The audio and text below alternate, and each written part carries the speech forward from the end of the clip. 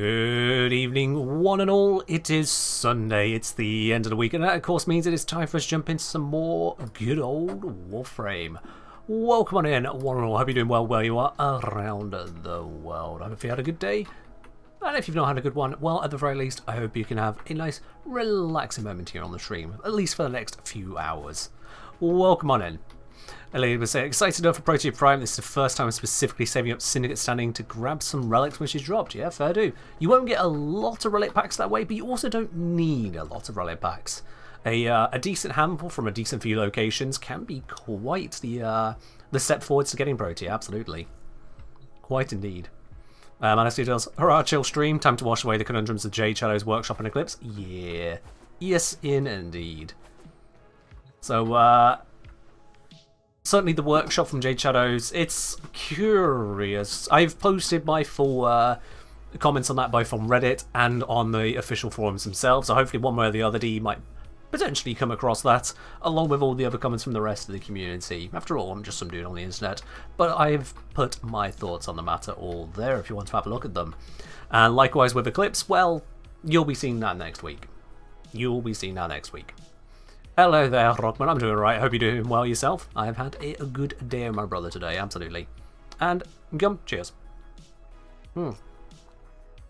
Cheersy cheers.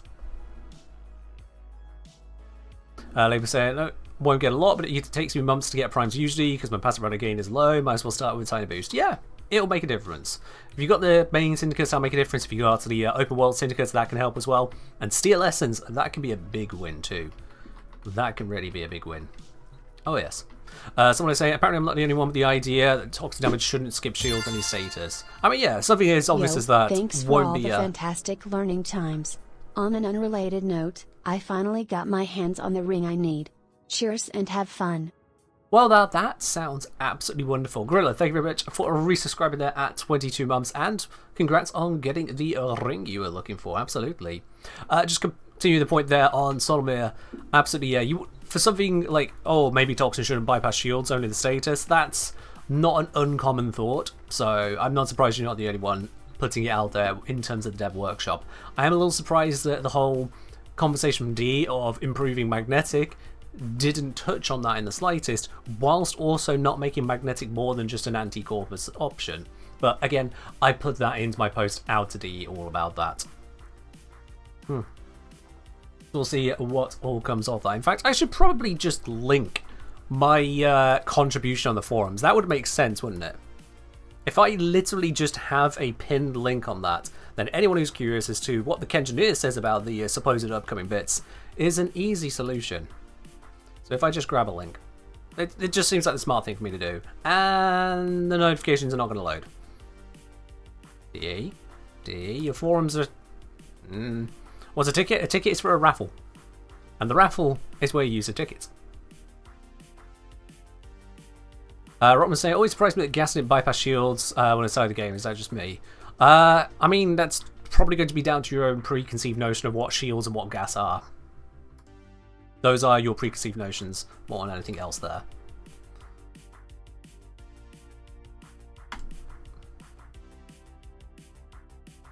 Is it actually going to load my comment? Okay, it's loaded some comments. Didn't load to my comment. That's not helpful.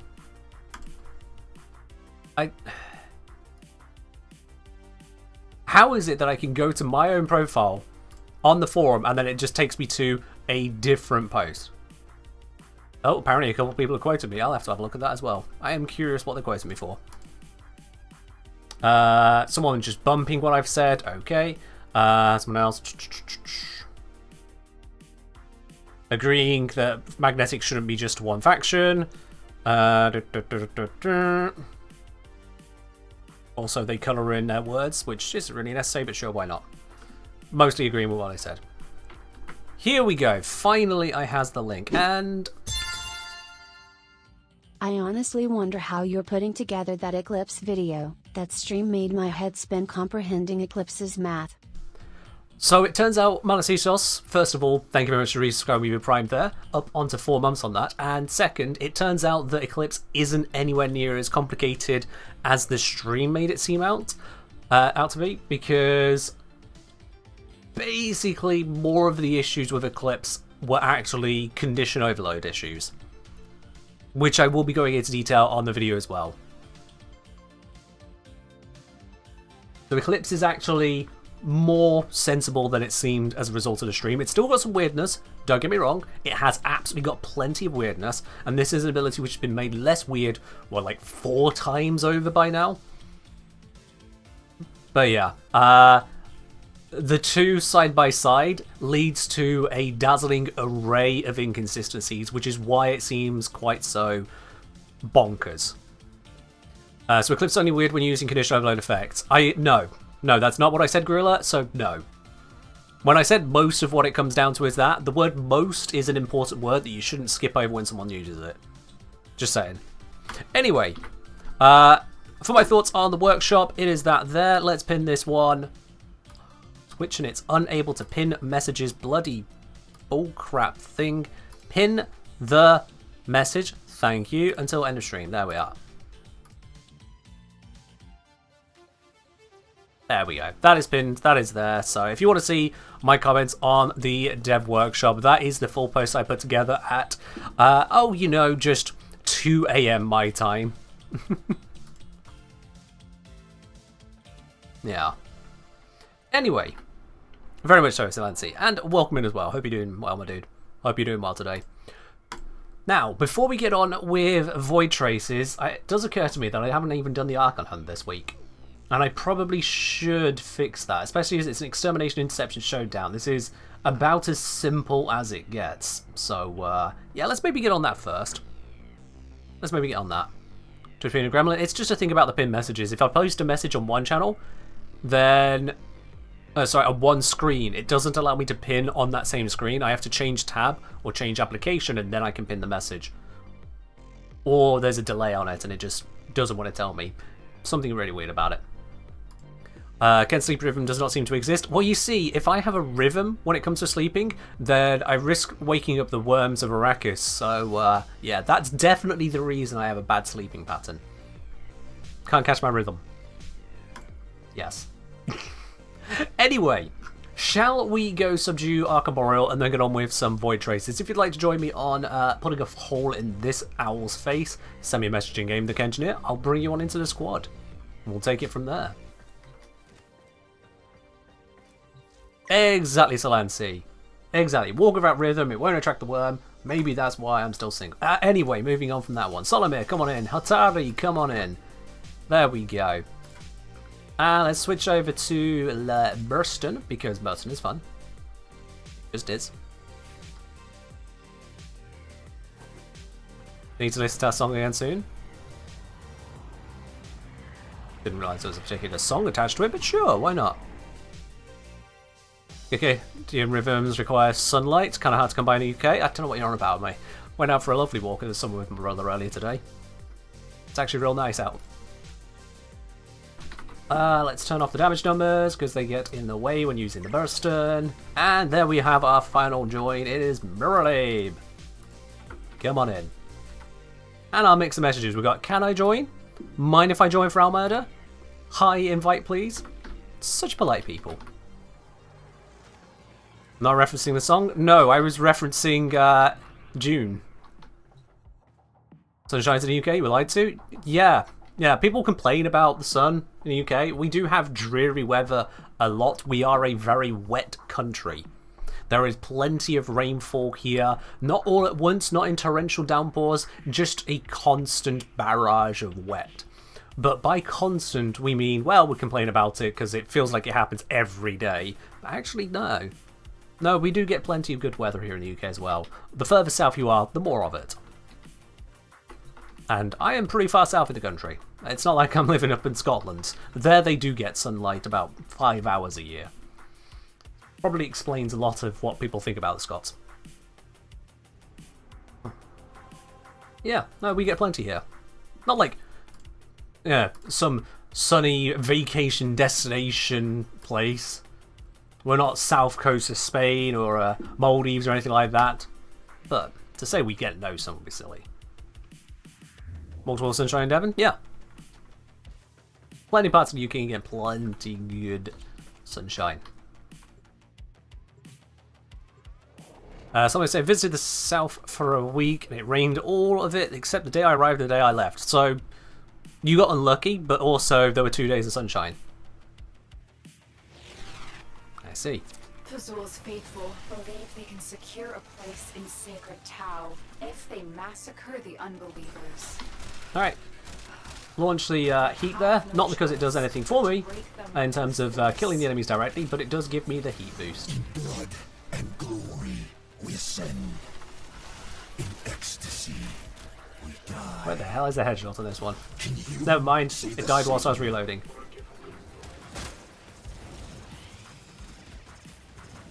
The one downside of the Burstun is needing to get so many headshots to charge. Things just tend to die if you got allies.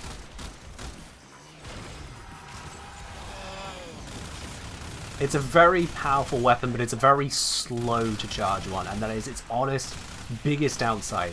Because it seems like they designed it to charge up based on the full burst landing. That doesn't work if the first shot kills. The weapon literally suffers from success. Your murder, our martyrdom. But hey, it is what it is. I'll just keep on killing with what I got. It's a Warframe problem. Allies are too good at murder, you can't murder harder. I mean, it's not so much allies are too good at murder, because it's also the weapon itself not getting charged on the few enemies that you come across. Because you can charge up just fine with the Torrid or with the Boltor. The Burstun is designed to use burst shots and land them all, so that adds up to about the same amount of effort to charge. And therein lies its problem. That is the crux of it.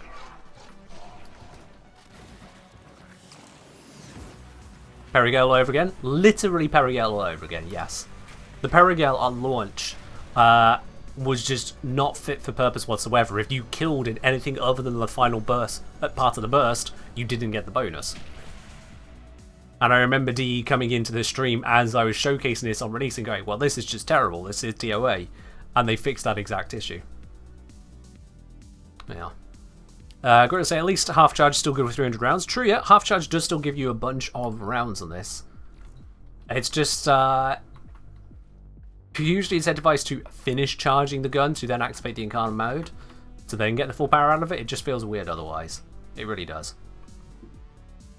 This is Script say, hello, hi, I've been binging your YouTube, appreciate your work, saw mention of Warframe info at Lekka/Overwolf, do you still use/recommend either, saw DE's response and also negative stuff about Overwolf. So negative stuff about Overwolf has been a mix of people either going, bloatware, which is a strange concept based on, there is a program running on my computer that is not in a way perfectly optimized by this armchair Redditor.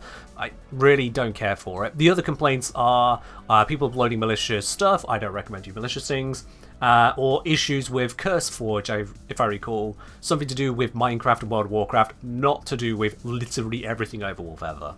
So you do have to tease apart what people's complaints about Overwolf are. Usually speaking, you'll find that those complaints are either third-party complaints for someone else, or just irrelevant to the discussion at hand, which is a Lekka.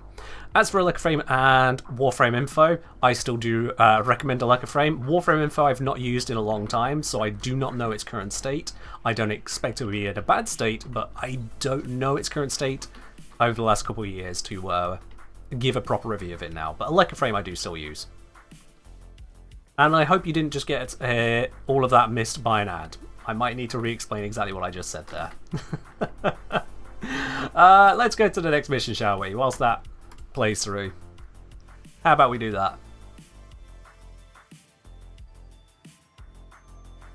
I'm stacking up CLSs for relic packs. Yep, good shout. Absolutely good shout.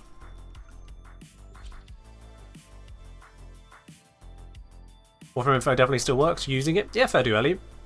If it still works for you, go for it. Like I say, I don't imagine there'd be any issue with Warframe info. It's just something that I have not used in a couple years is not really a good thing to weigh in on. That is a long time in tech time. Did I do Deep Park Median yet? I did that on Wednesday. Do you remember, little, that first day? How our father... Oh, I'd love to charge up better on those, but the head is annoyingly hard to hit. How we sang.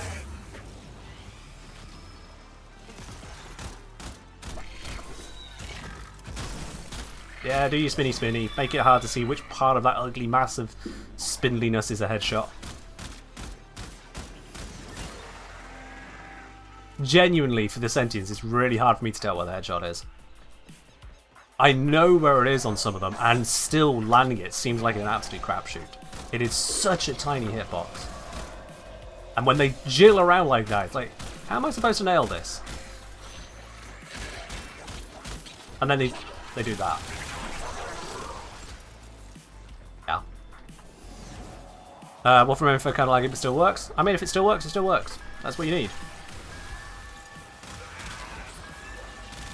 When things come down to lag, part of that is going to be a matter of what resources one's own equipment has, and I can't really weigh in on that. At the end of the day, some people are going to have shit equipment, some are going to have mid, some are going to have good, some are going to have absolute amazeballs tech. I can tell you, my computer is not absolute amazeballs. Decent, but not absolute amazeballs. So it really just comes down to what y'all have. But yeah, Descript, in case you'd missed part of my answer to your question due to the ads there, basically, issues with Overwolf are nothing to do with, basically nothing to do with anything at Warframe or on the Warframe app side of things, so I don't have an issue there. Pretty much every complaint I've come across has talked about either Minecraft or World of Warcraft and much, much older stuff than present day. You rewound it? Oh, that's a smart person right there. I wish there were more viewers like you, Descript. I really wish there were more viewers like you. Rather than going, oh, the ads are ruining my experience. You go, oh, there was an ad at this moment. That's fine. I will just rewind a little bit. Genuinely. You can rewind. You can access VODs live. So you basically just click on my icon below the stream. This is PC. And then go to videos. The VOD is being stored as I'm recording it. So you can literally just go back a bit. Any streamer that doesn't hide their VODs, you can do that with. There is functionally a rewind built in. It's not to the second, but if you've missed a bit, an important moment to an ad or something like that, or if you just wanted to go back to get a good clip, yeah, that's how you do it.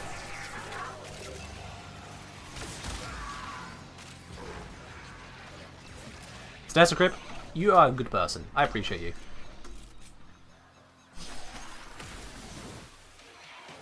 But it's like YouTube where you can rewind and speed up the actual live stream. Yeah. So YouTube stores it as a more accessible video rather than a separate VOD, which is part of why it works differently there. It's just the setup of it. And it has a direct link to catch up to live, as it were.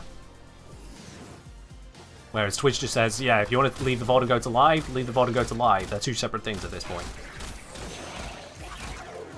You pretty much load the VOD as it was at the moment of you clicking onto the VOD, rather than a live VOD. But that is one of very few positives YouTube has over Twitch, I'll be honest. Very few. I've looked into streaming onto YouTube. I've been talking about this actually for a couple of years, it feels like at this point, and despite the fact that I could multi-stream to Twitch and YouTube simultaneously, I have chosen not to. Which might sound kind of weird based on previous conversations I've had on the matter, but seriously, I've chosen not to. Because what YouTube offers isn't enough. They've had ample opportunity to take over the space and have failed at that, in my opinion. There is a greater delay between my broadcast and YouTube playing it than there is on Twitch. There is no fixing that. I tried, couldn't. It's just a feature of YouTube. It has a greater delay. The chat interface is worse. The chat interface for moderators is substantially worse. There are no drops over there. The subscription system is worse. There's just too many features missing or uninvested in, and YouTube hasn't taken steps to fix that. So I'm not going to stream over to YouTube in the near future, as they've not made a sufficiently good streaming experience and stream watching experience. What on YouTube? It is, yeah. And that is one of the core things that absolutely should not be a pain. If moderating is a pain, you've got a serious security and safety issue there. That shouldn't be the case ever. Number one priority, can you simply moderate? So, yeah. Twitch wins. Twitch may have its faults. Twitch has its faults, but YouTube is worse. Other streamers say they switch to YouTube because Twitch sucks. Some other streamers. Yeah, there are going to be those that say, oh, Twitch really sucks for XYZ reason. I've listened to those reasons, and as much as they can say Twitch sucks for XYZ, and I don't disagree, Twitch does have issues where it sucks. YouTube has not proven to be better. It may beat Twitch in certain elements, but the net result is worse. Think of the drops that we have had throughout the anniversary. Those drops are not available on YouTube. YouTube doesn't have such a thing. It just can't offer those. YouTube, to my last understanding, doesn't have a built-in point system. Like the channel points, the spanners we have here. So you'd have to use a chatbot for it, and chatbots are just ugly ways of managing it.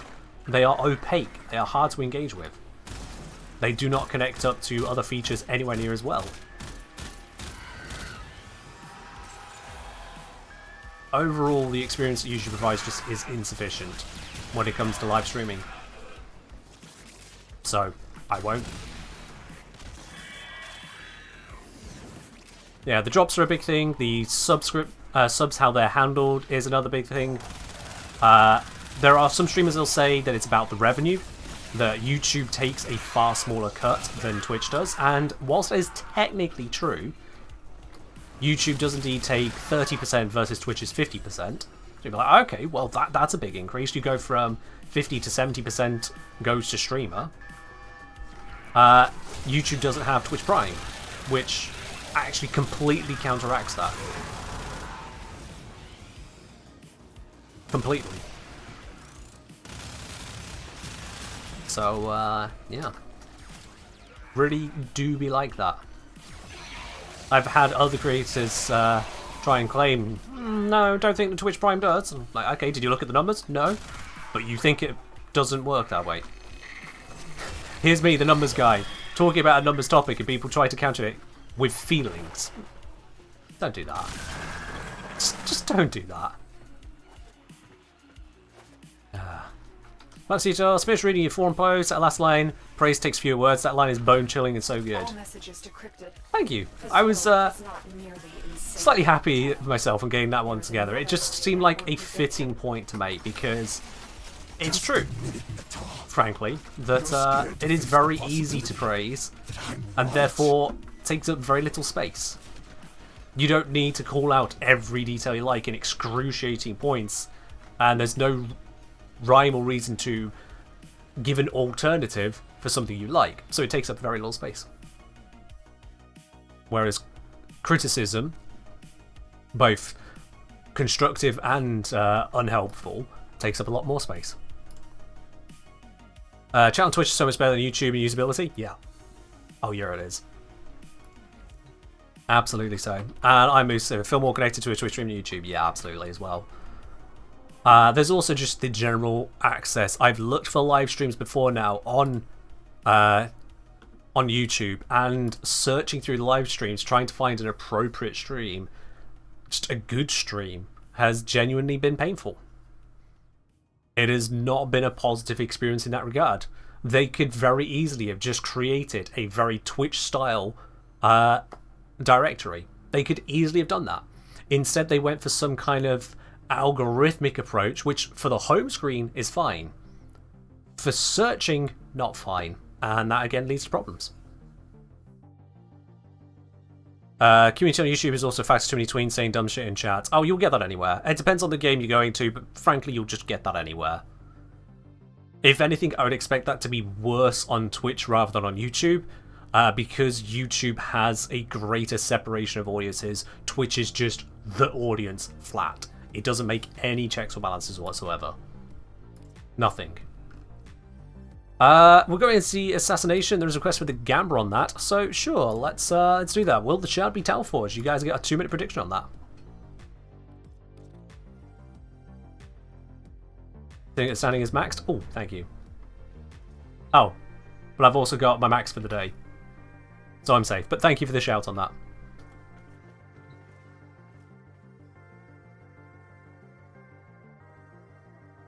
Exactly, Porfin, which is the wrong way around. Well, maybe not the wrong way around, that's another row. It's wrong that the one's stacked behind the other, yeah. What's my percent for the hunt? 20%. I have a 20% chance at Outforged. So I see someone has put 50,000 points on getting this. Solomir, oh my god, 50,010. Clearly you hit the automatic 10 and then typed in 50k. I can read through that. Let's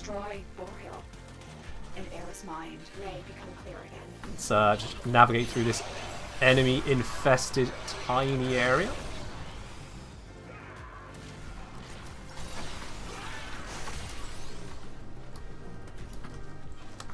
I did not mean to parkour it in such a stupid spot. The speed bonus from Vault really throws off my parkour sometimes, not gonna lie. It's helpful, but it throws me off every time. Strike fast, use cover, and do not let him heal. Ah! Did it really activate that just in the nick of time? And then the cold proc slowing the animation. I really dislike that cold proc slow animations of invulnerable units. Like, DE, how is that still a thing?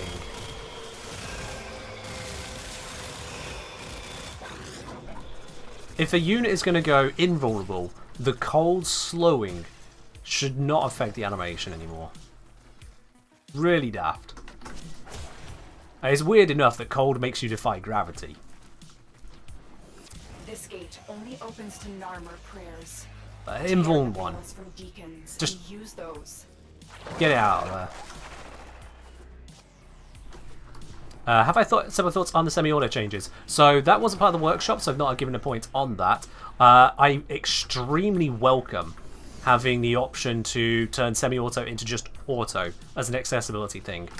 There is no real defensible reason, in my opinion, for a PvE game to lock you out of an accessibility feature like that. In a competitive game, something like Apex, yeah, I can understand. Part of the skill challenge. It's part of the weapon balancing. In a game where you won't be spam clicking fire on a single target weapon, sorry, on a single shot weapon so frequently. But in Warframe, it is indefensible to not have that as a accessibility feature if it's able to be there. Did I already go over the dev workshop? Look at the pinned comment, Creator. Look at the pinned comment. Oh, I nearly made that jump. That's embarrassing.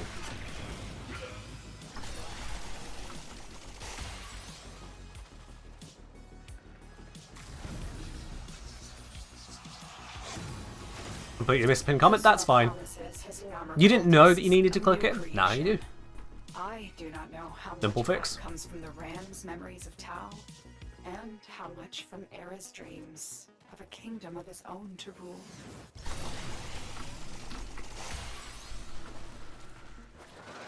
And we're on location. Wonderful.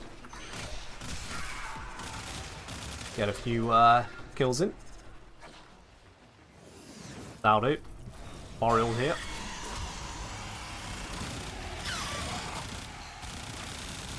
Melt it down.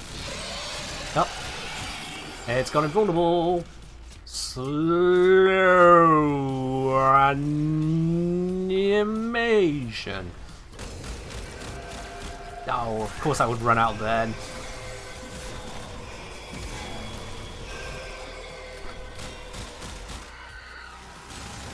There we are. Wonder how many Warframe players do play PvP. I mean, there's got to be like 10 of them. Is down. Narmer's Maybe 15. eyes have been torn out. Excellent work.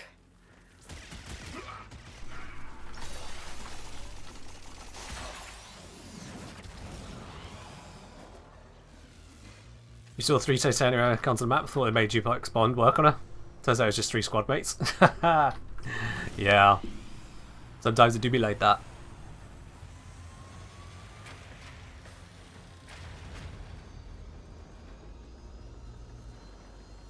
Does bursting kind of feel good? With the exception of charging it up when you're in a group of people who are killing the enemies pretty quickly. It feels good. The charge on it can be a bit pain. And yeah, that's a normal Talforge, non-Talforge shard. No Talforge to that one. Andrew put down nearly 54,000 spanners. There was 104,000 placed on it being Talforge, and that's just not happening. Our biggest winner is actually Official Nova, who put 19,000 on No. Would you look at that? Look at that.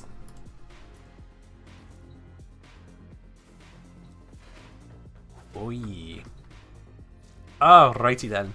So yeah, just to clarify on the whole auto, semi-auto thing on it, Pablo pointed out that he was the one resisting more than anything to switch over to having the accessibility option of turning on automatic firing. And the justification he gave to himself as to why I actually should just let it happen is that people were binding things like scroll wheel to fire, which is actually a very good justification as to why they should just give up on trying to gatekeep firing. But it goes far beyond that, quite frankly.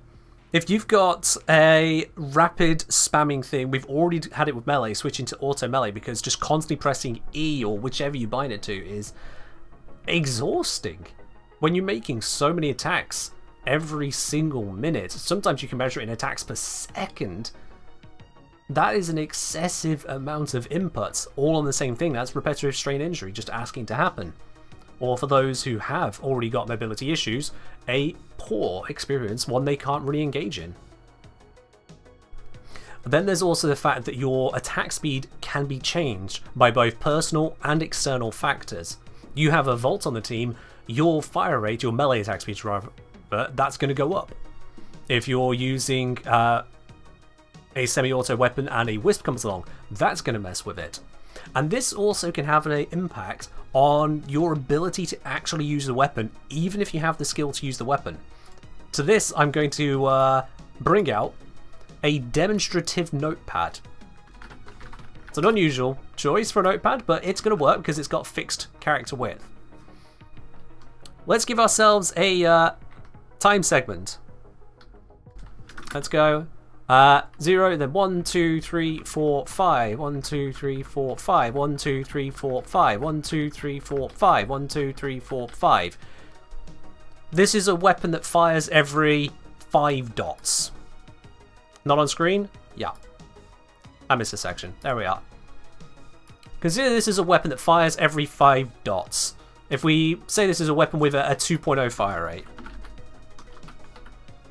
So these are 0.1 seconds apiece, if you want numbers in your head. But basically, fire, fire, fire, fire, fire. Now, if this was automatic, you just hold down the firing button, and it would fire on each of those moments. If it's semi-automatic, you would have to click on each of those moments. So you'll click here, and then you'll click here. Oops. Click, click, click, click. You get used to that, right? Now someone gives you a fire rate buff. Your fire rate becomes 1.25 times faster.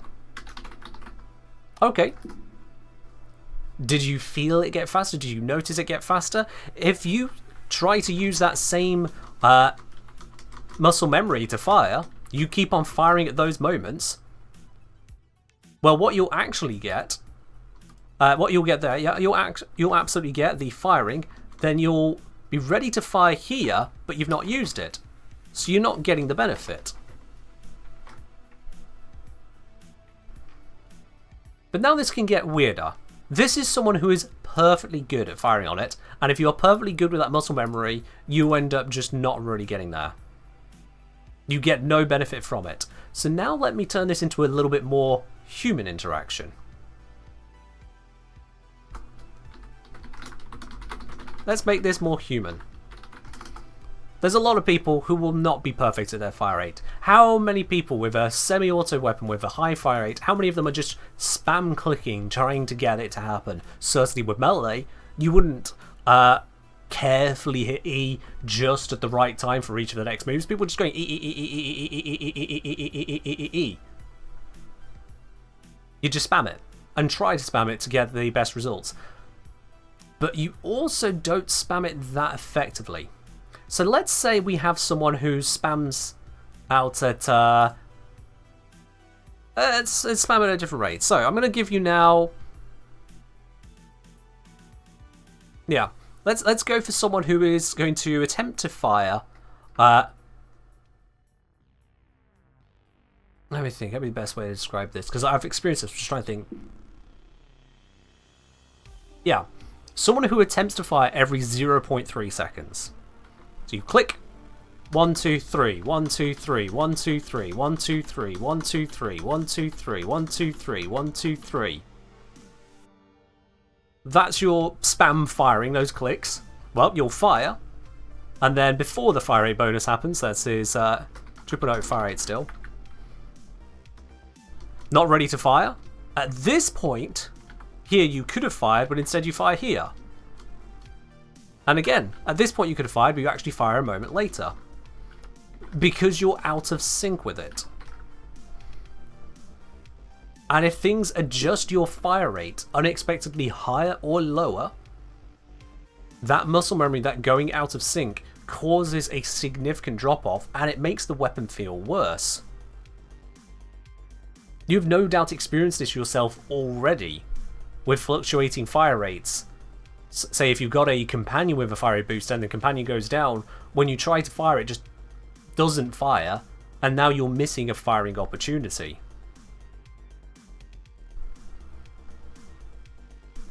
And this can really mess with your approach. If you try to slow down for a slow weapon, like say the Fulmin, if you try to slow down your firing to match those firing moments, but you click it slightly too soon, you miss an entire opportunity.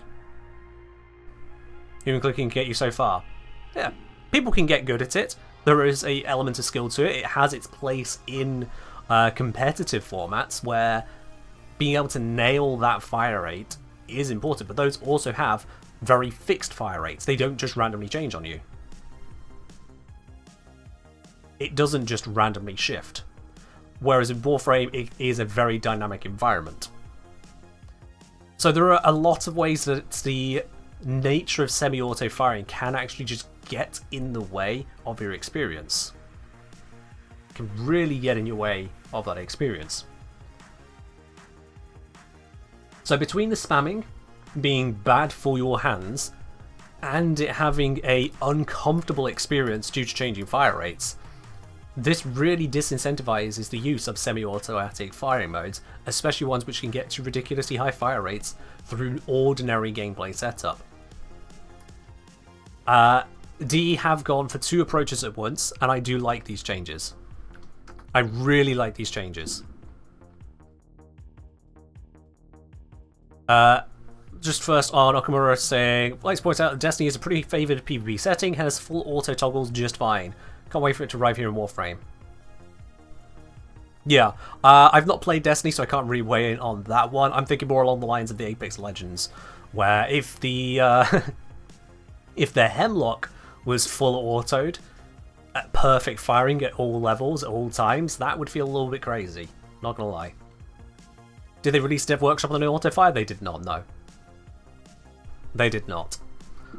So they put accessibility. All weapons auto fire. No penalty, just suggesting all weapons auto fire. And honestly, that's great. And then there is the modding choice. A mod with high punch through and damage, but disables fire rate modifiers. Now I don't know if this is also going to disable fire rate negatives. They said about positives. So they said about modifiers, which one would assume they mean positives to your fire rate, but it might block negatives as well, which would be kind of weird for critical delay, but it's a thing. It's not really that big of a deal, to be quite honest with you. But this mod that they're suggesting, one with high punch through and damage, disabling fire rate in the process, favouring going for a slow shooter, sounds cool. It favours using the more classic semi-automatic approach rather than a weapon becoming a bullet hose. That sounds neat. That genuinely sounds neat. Just to say, when I used Formula with Wisp, I realised I could be clicking faster, but it felt like awful to actually put to use. Yeah, that's coming back to exactly my point here, is that variations to your fire rate can throw off your muscle memory, which makes it hard to really get the maximum value out of a weapon. So like if you... I've gone for here, your clicks are slightly too late. It can go the other way around if your clicks are slightly too early. So in the instance of, say, this up here, if you were clicking at every 4, because you're expecting it to fire that fast,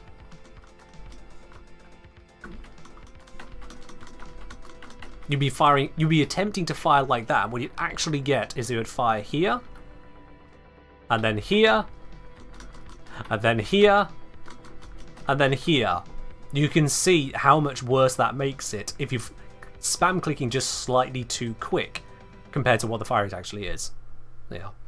Is the setting only going to be for semi-auto only or for burst too? They didn't make any suggestion about that. I would imagine it would be for burst as well, because burst is basically just a semi-auto with a delayed multi-shot.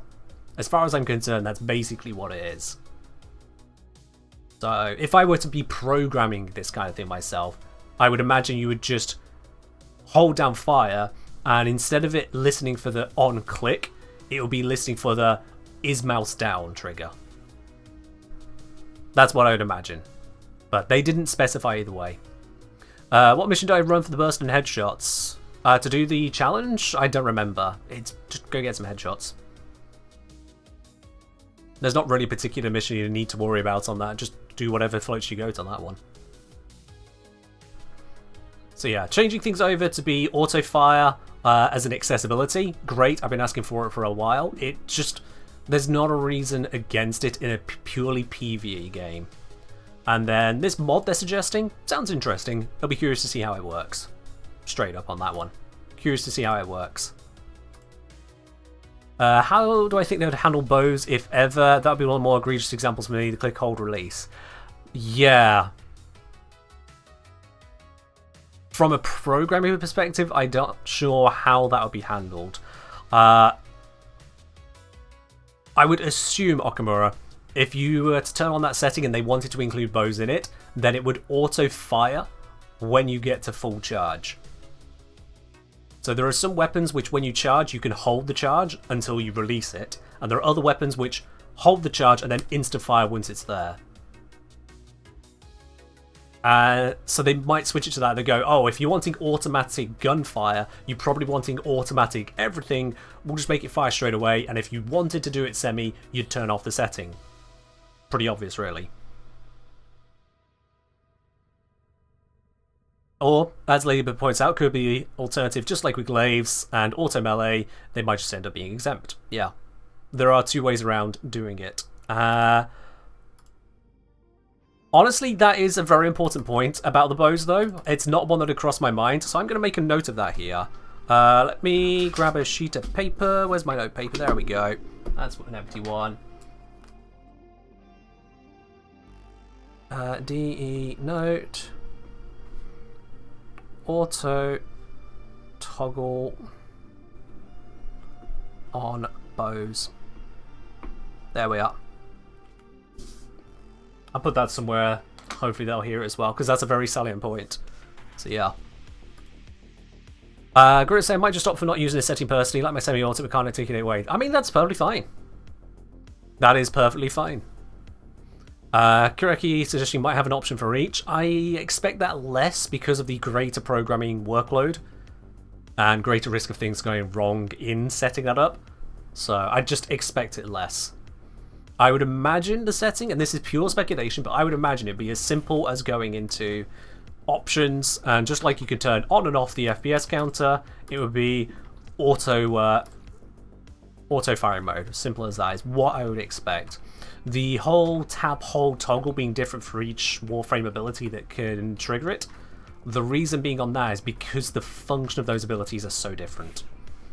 Whereas for general firing modes, it's either do you want the game to handle firing for you, or do you want to handle firing for you, is the question that it's really posing. But they may go the extra mile on that. We shall have to see on that one. We shall really just have to see. There's definitely a feel to click mouse. Oh yeah, there absolutely is. I fully understand that. I mean, come on, guys. If I'm talking from the perspective of someone whose favoured weapon of all time is the Fulman, and follow-up favoured melee is Glaive Prime, this is a semi-auto loadout. This is also Lavos, who is the king of tap hold.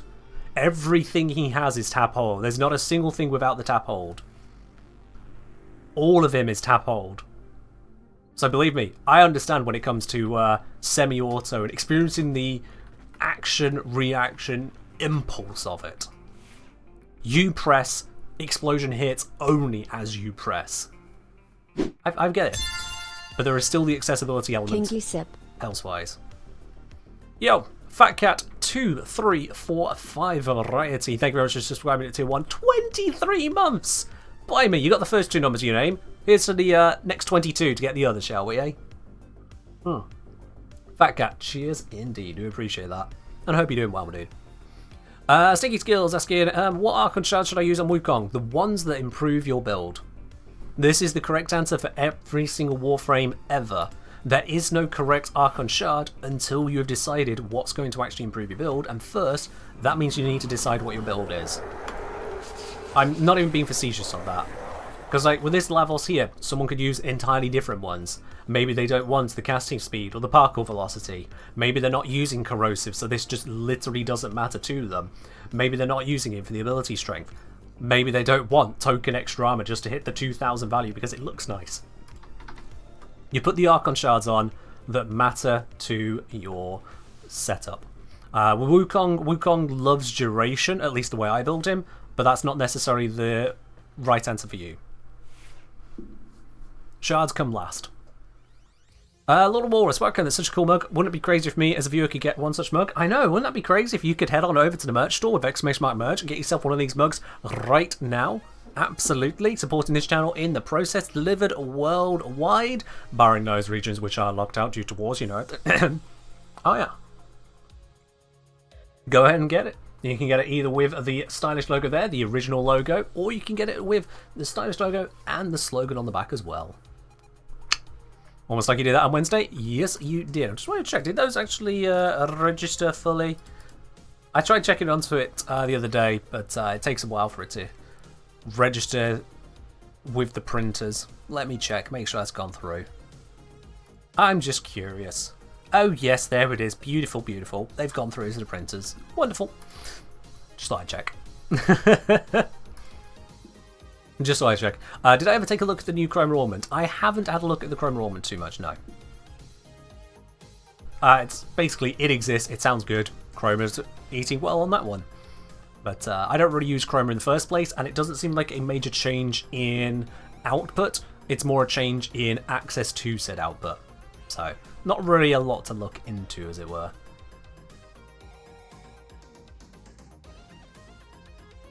You say, I like how almost any change improvements one could come up with for Warframe causes a bunch of what about X issues. I mean, yeah, if you're dealing with a big game, that's going to happen anyway. That's just going to happen.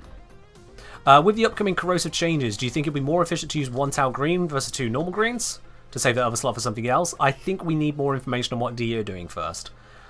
This is one of the problems with having such a unfinished blog. We literally don't know what they're going to do. They gave no numbers for what changes they're making to armor. None. Zero. Nada. They put the numbers as to what they were thinking of being an issue, but not a number on what they're looking to do. They also didn't talk about corrosive procs, despite the fact, and I point this out in my forum post, so see the link at the top of the chat here on Twitch, by the way. One thing they didn't comment on was corrosive procs actually being adjusted. They talked about blast for all of a single sentence. They talked about cold buffs. Does it need it? They talked about visual changes to gas. And they talked about changes to magnetic, which don't really add to its place in the meta. Yeah. Upcoming armor changes. Yeah. So Dee barely touched on the corrosive procs, only long enough to make a poor example, if anything. And then they made some suggestion about armor, but they didn't give enough detail to really comment on it. Like, a dev workshop is where the details should be, and it's just not there. It's really just not there. So, yeah. If we're going to try auto melee. What's it? I feel like my hand might thank me if I finally remember that at the right time. Honestly, yeah, just hold down E. Force yourself to hold down E, and it'll feel so nice. I guarantee you it'll feel so natural that you'll get used to it within a few missions. It's seriously easy to do. Just force yourself to hold it down. Remind yourself it's there. Try it. You'll be golden. Right, I've been talking a lot, but talking isn't getting relics cracked open. So I presume Solomir's wanting to stick around for said relics. Now, do I have a bunch of refined ones? Oh, would you look at that. I do have them. They're lifts, which means they're probably not going to be amazing, but they are still sources of void traces. Plenty of them. So if you'd like to join me on getting some void traces, send me a message in game, the Kenjini. I'll bring you into the squad. We're going to go crack open some relics until we go blue in the faces, probably. Okay, the Lith one's a spy. I would like to do Lith if we can. Yeah, Lith Exterminate. That sounds perfect. Jelius, come on in. And Amiokritos, come on in as well. Which means, unfortunately, Eliu, you're a little too slow on the draw there. But once the spot opens up, maybe in the future. There you are. Give it a whirl, Ladybug, yeah. Give it a whirl. Yeah. The whole update from D has been surprisingly detail-light at the same time as having so much detail about the potential of changes. It's missing some of the crucial elements that allow us to really tease apart the mechanics and what the implications will be for us as players. So it's all very much just up in the air. I get that they're still working out the ideas. It just leaves us in a bit of a doldrums on trying to figure out where we're going. What's Mirror Lape? Cheers. Accept your death, and you may yet That is the avoid sitch on that one. Trust in your training. Toxin go! Huzzah! Well, they perished too quick for me to get any charge on. He became invulnerable as I shot the head. Yeah, I don't think Bursting is the weapon to be bringing here. I should probably switch to a different weapon. I should be switching. Well done, Tenno. I have infinite ammo now. So that's nice.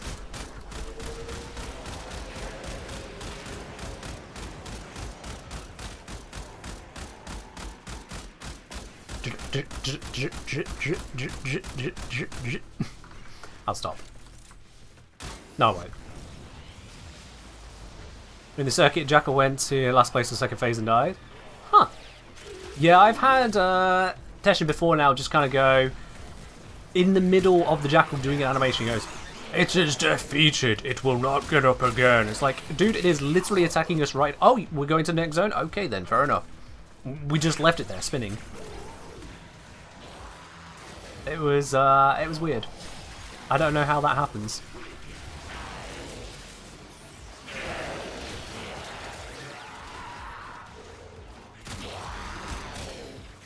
One time I had a good shot on an enemy, I bloody aimed for the body.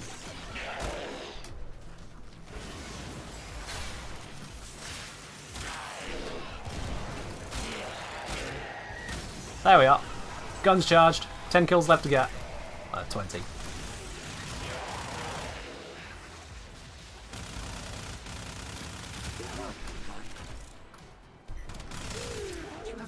Yep, there we are. We're out. Another successful mission. I am definitely going to switch weapon.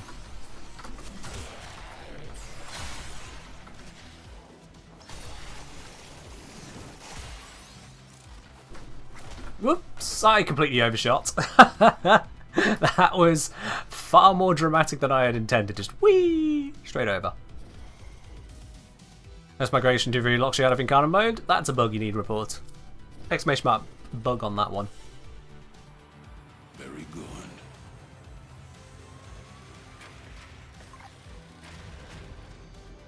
Stalker? Nah. Who cares?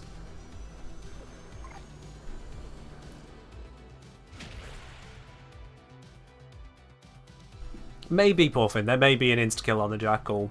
A safety check in the code there somewhere. We'll never know. Alright, let me quickly switch to a different weaponry now. Let's go with... So I can either go Bolter or Torrid. I think Bolter is going to be the right pick on this one, yeah.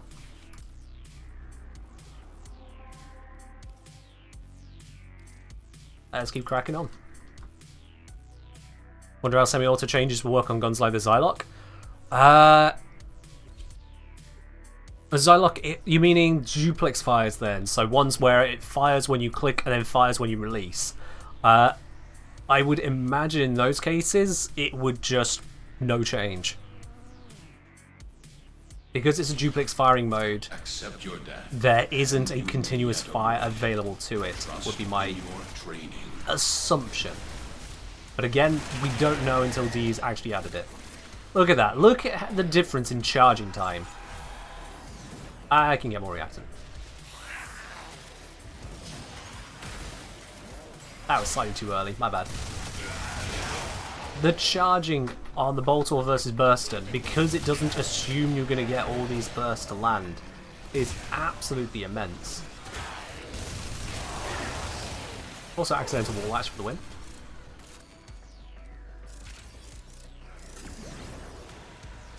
The Burston charges that fast when you've got an enemy whose head doesn't instantly pop to the sheer overload of damage. Finish your mission and we'll take a look. As you see there, from getting a lot of body shots and a lot of enemies to focus on, it doesn't charge instantly.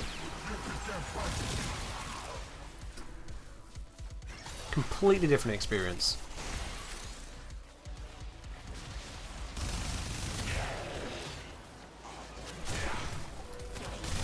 Get slammed. Oops, I've accidentally given myself corrosive. I didn't want that. There we are.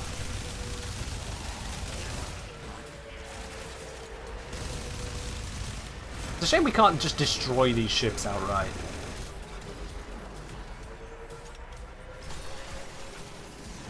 How important is getting Smeeta? Smeeta's a decent companion, but important... I'm not sure how I can properly answer that, to be quite honest with you. It's a source of mastery rank, it's a powerful companion to have, but it's not like you need it at any part of the game ever to do anything. Smeeta doesn't unlock new content. The enemy is broken. So, how do we define importance at that point?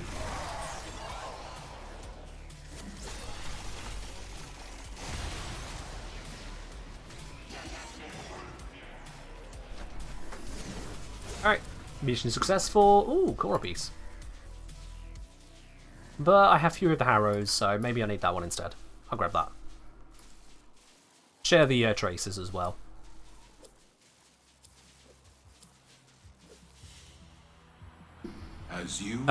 Sorry, I was thinking about the armor changes, came to the conclusion they'll remove the bypass mechanic for corrosive and radiation when they do it as well. It does sound likely with what they're doing with the whole faction weaknesses, yeah. It does sound likely. They might still have an impact on the armor, it just will not become a non-impact once you get to the health. So it might still be there, but it does seem likely they'd remove it. Is Torrid the only Incarnate gun that isn't headshot based? I think there's another? Angstrom? There we are, thank you.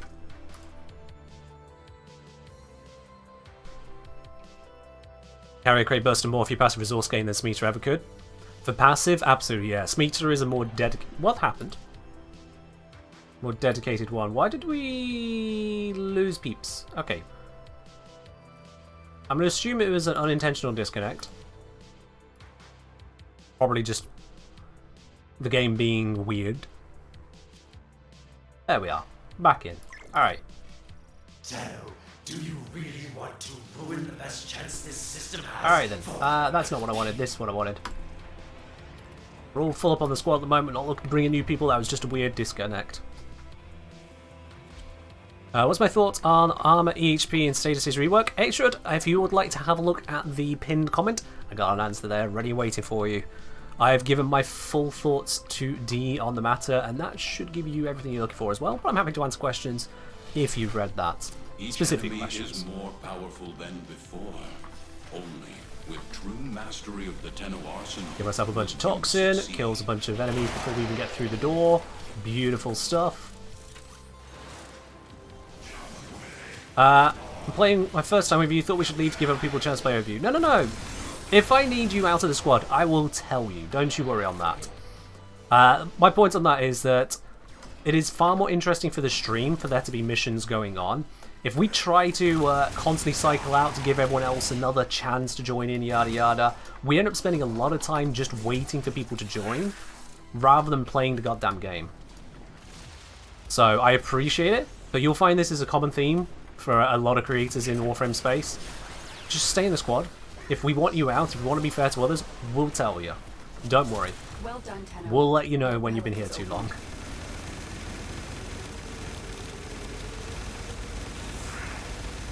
And I'm praying that this punch through is going to get some kills here on the way in.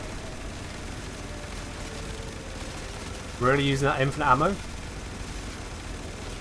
Yeah, I think that killed him. Bolt will go burr.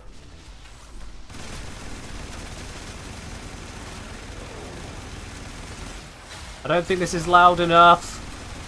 I need to shout. Yeah. My accuracy is going to be negative, but I don't care.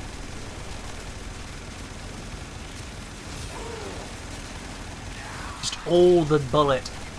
Infinite Daka must be used. Another successful mission. Find extraction.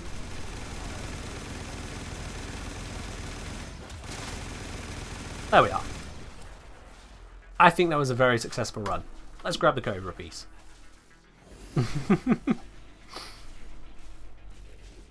Sorry, doesn't need headshots for Incarnon? Correct. You've been headshotting for the sake of headshotting? Yes, you have been, Eggia. Congrats on reading the Incarnon mode. So you conquer yourself.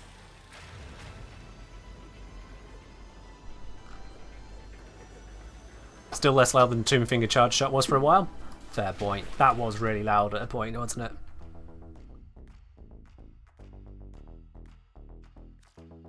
Oh, there was another weapon that was obscenely loud for a while. What was it? It was the dual tenet weapon. Come on, Diplos. The Diplos was absolutely ludicrously loud on release, if I recall. Excellent taste. Yo, speaking of it, Needs more super loud. Daga. Thank you very much for that. Who's that from? That was, let's say CLSA. Am I reading that correctly, or is my just vision terrible all of a sudden? I think that says CLSA. Thank you very much then. CLSA for the £10 tip there. Needs more Daka? Don't worry, we got plenty more Daka happening this stream. Plenty more Daka happening. Absolutely. And I do appreciate that. Thank you very much for the tip on the stream. Now, I'll have you added to the leaderboard after the stream, because that leaderboard is manually done. There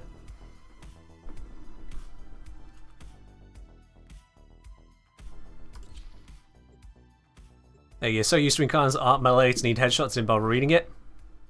Yeah. Always read the new things. You never know what you'll find. I actually had to call my brother out on this today when we were playing a board game together. He was wondering what this card he drew did, and so I told him to read it, and he started reading it halfway through the card. But not even halfway, he just skipped the first 2 words.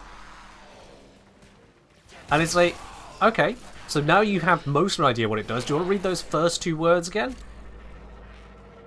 And you look back, oh, right, it does that. But yeah. If you look at something and it's new to you, don't assume you know how it works. Always a good idea to read. Maybe you were correct. Maybe your assumption would line up. But it's those times it isn't that really catches you out. Have I considered earbuds instead of headphones? Ugh, I honestly dislike earbuds. They feel really nasty in my ears. They genuinely do. I just don't like the feeling. I've tried various different earbuds over time, and I just do not like the feeling. Headphones just softly sat on my ears. Works fine for me. Keep worrying about the headphone impression on my head. Yeah. It's right there. It's very notable. My hairdresser has commented on it. I mentioned it's my headphones, so I went, oh, fair enough. And that's the entire conversation. The only people who seem to care about it, externally, the people who would comment on it negatively, are people you don't really need to care about the opinion of. Which means if you find someone having a go about your headphone impression in your hair, they've just done you a favour. They've just proven to you that their opinion doesn't matter. That you can just ignore what they have to say about basically anything, because their opinion got stuck in the middle of high school and didn't grow up from there. So, I wouldn't worry about it. Enjoy the headphones or enjoy the earbuds, whichever is more comfortable for you, whichever gives you a better experience. And for the whole headset hair, nah. The only people who care are 12-year-olds. Even if their birth date says they're older, they're still acting like a 12-year-old. I ain't gonna care. Another successful mission. Find extraction. You can get headphone hair, you can get helmet hair, bed hair, just hair. Unless you're being literally paid to look pretty, in which case, you can probably pay more attention. I mean, Bronco is technically the right one here. I'll take it. It was recently suggested bone conduction headphones as a more comfortable alternative. Have I looked into those at all? I have not. It is done, Tenno. Absolutely, I have not. But then, this pair here, this at this point iconic Kengineer set of headphones, because I've had them the entire time I've been a content creator. I owned them for years before being a content creator. These headphones are, I think we talked about this the other day, I think these headphones were about 10 years old. And I bought them for about £14 at an airport. So, I don't have any reason to look into buying new headphones, because they are comfortable, they work, and they've cost me less than £2 a year. I mean, that's value right there. Sorry, I did not hear that. You have excellent taste. Smile. What the heck? What the frickety frickety? What?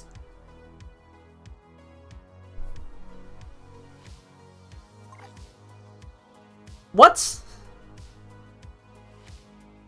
Thank you, Anonymous, for the £200 tip with just a smiley face. Now, I can make some assumptions at this point. I can make some assumptions. Someone in this chat has just sent a smiley face, and we can start to put two and two together, but the tip is anonymous. What? Thank you very much. I really do appreciate that. Exactly, yes. Elisaria, yours was the name that I had in my head in that moment. Definitely, 100%. Of course, absolutely. Yes. Wow. Alright, that's the thing right there. Thank you very much for the £200 tip. I really do appreciate that. That is really unexpected. Wow. Quality products in an airport? I know, surprising, right? If it works, it works though. Exactly. If it works, it works. Your hairdresser seems like a person you enjoy for their services? Yeah, she's great. She's great. Someone here must be made of money? Nah. Miralabe, thank you very much for the gifted sub to the community as well. That one going out to Ben Rams with a 4 for a A in the Ben Rams. Yeah, that works. Miralabe, you've just reached level 99 of gifted subs this month. Congratulations. Your skill cape of gifted subs is in the post. Totes. It'll arrive right as soon as it actually comes into existence. Miralabe, cheers. Oh. Like I was saying, not to detract, but previous tip, CLSA stands for Crown Ladybug Secret Admirer. Thank you very much for the heads up on that. See, now I can update the leaderboard appropriately. Now I know on that one. Thank you very much on that. Because otherwise I'd have put it down as CLSA. And say, because she doesn't talk much beyond the service she's providing. Oh, no, no. The hairdressers I go to, they are absolute chatterboxes. They are absolute chatterboxes. It's just, I also get along with chatterboxing, so, you know, I'm fine. Sorry, by the way, reading your pin post, would be worried that the blast idea would just mod blast on everything to open everything to CC instantly, or would that be undesirable as it makes CC relevant again? Firstly, it makes CC an option. Second, Elisaria, if you mod for blast, you're using heat and cold. which means you've just lost heat, you've just lost viral. Do you see the trade-off? In order to get that damage bonus, you would need to trade out other damage bonuses. I specifically chose Blast for that as well, for the other reasons, because it impacts the magnetic too. That also uses cold. All 3 damage enhancers will be on the cold. You'd have to make decisions, or use a more advanced arsenal than just basic modding. If you use an advanced enough arsenal to have Blast, Magnetic, and Viral all at once, hey, sod it. You deserve the damage bonus. You put in the effort. Go enjoy your victory. Well done, Tenno. And then the aspect for being for crowd control, well, it's more just a counter. You can either have the general damage bonus, or focus on supporting your crowd control. It makes it an alternative that is viable and worth considering. But you still need to apply procs. Major sources of blast are blast damage, not blast procs. So that is the trade-off again. You'd be putting blast onto something that doesn't have blast in order to get the full benefit. So yeah, massive, massive trade-off, which I think keeps it fair and balanced. Turning into a tipping war? Did I? You're saying that like I missed another one. No, thankfully did not. Okay. Whew. Happy for a moment there. At least now we know it's blast going to blast. Yeah, I don't want blast to just be an AoE. Here's the thing, is that to further articulate the design that I suggested, I think about status effects as the effect of being hit by that damage. If you are hit by fire, you will burn. If you are hit by acid, it will melt what you have. If you are hit by an impact, it will stagger you. A status effect reflects the result of taking that damage. That's why slashes bleed. You have this massive gaping wound, you are bleeding from it. It fits. With blast causing an AoE, shockwaves don't cause AoEs. A shockwave is from an AoE. Blast is the explosion, that's the damage. The status effect should be the result of such a shockwave to distinguish it from other damage types. So a shockwave, an explosion like that, blasting apart the defenses, that coating that is Overguard, that fits to me. Whereas if you blast something, it then becomes primed to cause more explosions. That just feels like someone trying to turn everything into AoE and using blast as an excuse. Maybe blast could be a vulnerability, so maybe a higher chance of getting critical statuses. I've made suggestion for blast already, Mannequin, in the sticky post at the top of the chat here. I recommend you check that out. I've gone into a lot of detail about the whole workshop, and that includes a subsection on what I would do with blast. I really recommend you read that.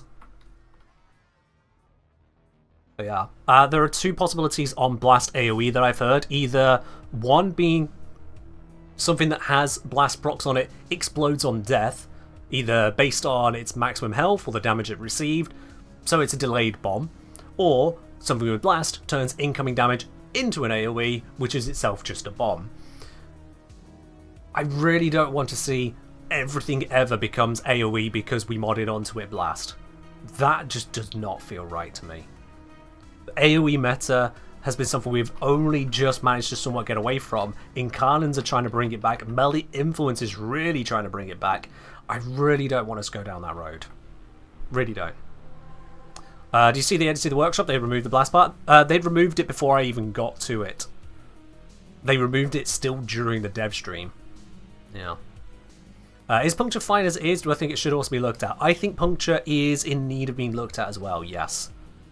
I do think puncture is in need of being looked at. It is not as crucial, partly because you can't mod for puncture in the first place. It's just something that is there, you either have it or you don't. There are some cases where you can create puncture procs where you normally wouldn't, such as with Piercing Raw and Rhino, but most of the times you're not able to really put puncture as an option. So it's less important to try and create it as an option, seeing as it's not one you have a lot of the time in the first place. But yeah, puncture does need to be improved as well, and Their additive crit chance, I'm not sure that's really the direction to go with it. It's an option, but it's not really the direction I would go with it. Blast turning corpses into bomb is bad. I agree. Any status is it murder status holder is bad. Any status that doesn't focus on killing the target of said status or being relevant to the target itself. I don't see that particularly as the matter, but I get where you're coming from then, yeah. Seriously, my main irritation with Puncture is it's the only reason I can't bring myself to use Melee Duplicate because random statuses from companions allies can mess my damage. Mess with in a small regard. The amount that Puncture gives, unless you're stacking full 10 stacks of Puncture procs, is it 10 or even 5 at this point? Unless you're stacking the full 5 stacks, you're not going to notice much of a difference. Plus 25% absolute crit chance up or down isn't going to make a big deal with Melee Duplicate. The bigger issue with Melee Duplicate is just having yourself in the approximate area where it's best. So anywhere between 100 to 150% crit chance. Ideally between 120 and 145. If your crit chance is in that range, you're pretty good to go with Duplicate. Any more on that is honestly quibbling. Shazbot saying, now I think about blasting blast damage, what if the blast would grant flat bonus damage on combining because it's volatile and stuff? Flat bonus damage on combining. I don't know what you mean by that, Shazbot, sorry. I can't picture what you were trying to suggest.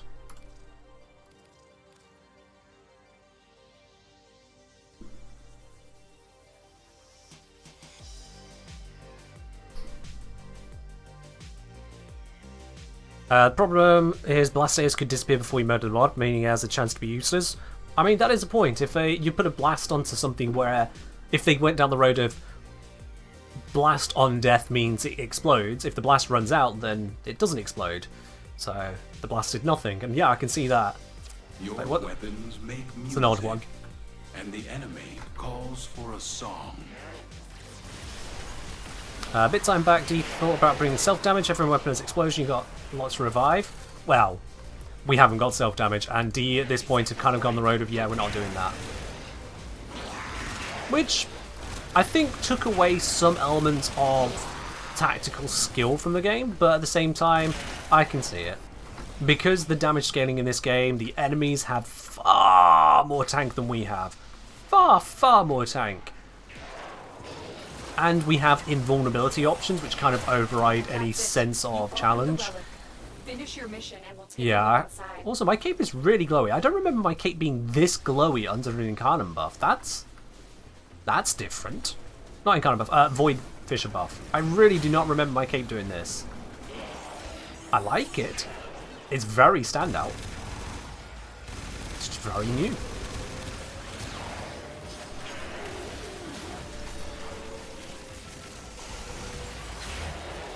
Yep, very, very new. Shinier than Souls?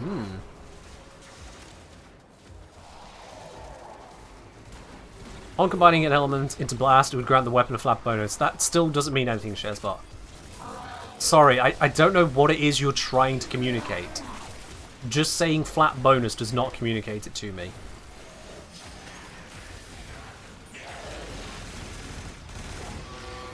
Do I think it could be possible to make enemies work without them growing endlessly in stats? The asymmetric scaling feels a bit dumb in the long run. The enemy is broken. At that point, we're talking about a complete overhaul of Warframe design. Warframe's design is a constant scaling of enemies, therefore a constant scaling of the demands on your arsenal.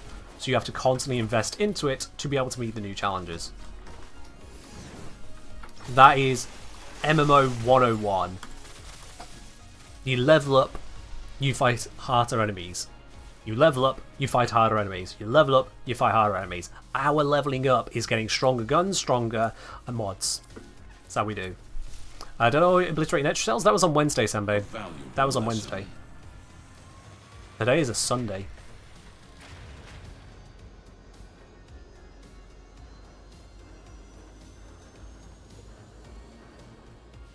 Really, so first thing I did with Zor back when Exodia Contagion came out was kill myself. Yeah.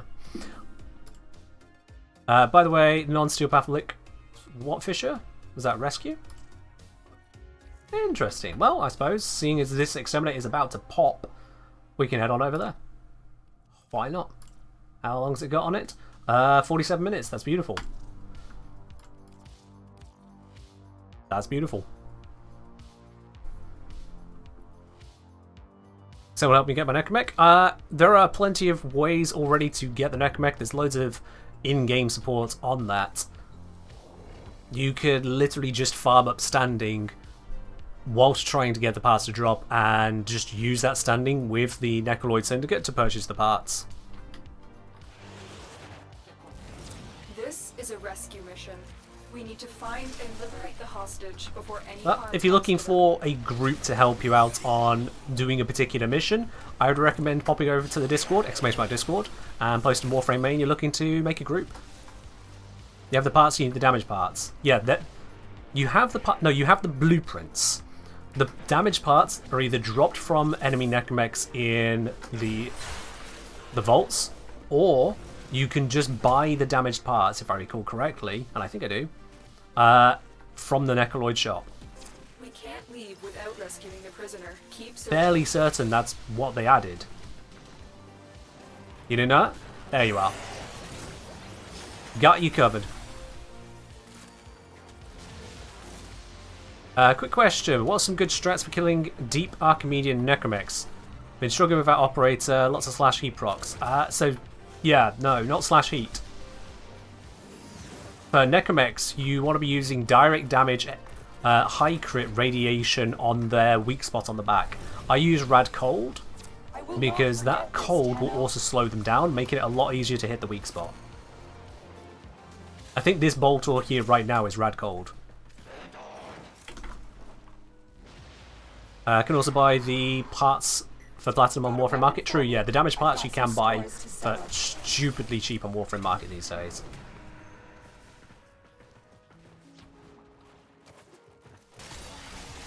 Coldest passive into alloy? For now, yeah. For now.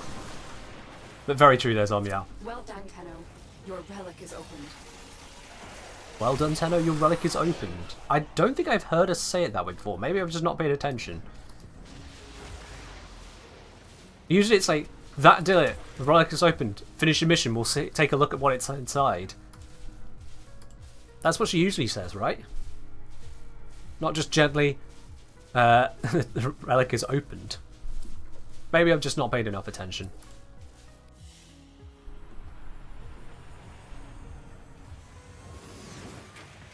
Think they added more lines? Yeah, maybe they did. Fair do, fair do.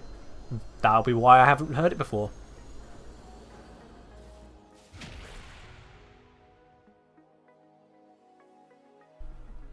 Necromech arms are also weak points or just destructible. They're weak points until they're destroyed. Then you need to hit the back shot. But I prefer to just go straight for the back shot because I can kill them so quickly, just straight burn them down. But if they don't die that quick for you, then yeah, go for it. Go for the shoulder joint.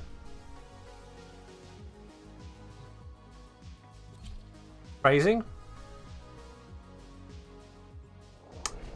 Not sure where you're going with that one, Zom. Might need to get your mind out the gutter. Someone help you? 911, what's your emergency? This is a rescue mission. We need to find and liberate the hostage before any harm comes to them. You know what's on here? Go for the back shot. You show the shot on the back shot. The shot specifically aimed at the back of the Necromech. The Necromech back, that shot. The Cusco shot.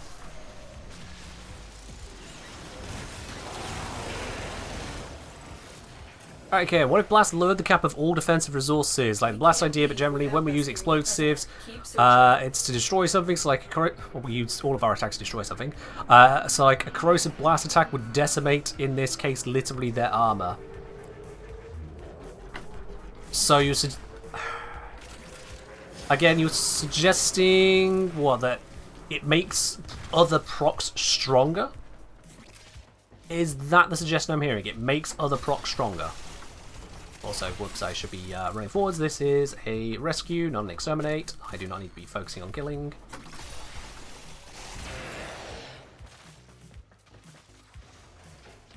I will not forget this. I'm trying to do New War, but I don't have the resources for the robot, for the Necromech. What you can do is you go farm it.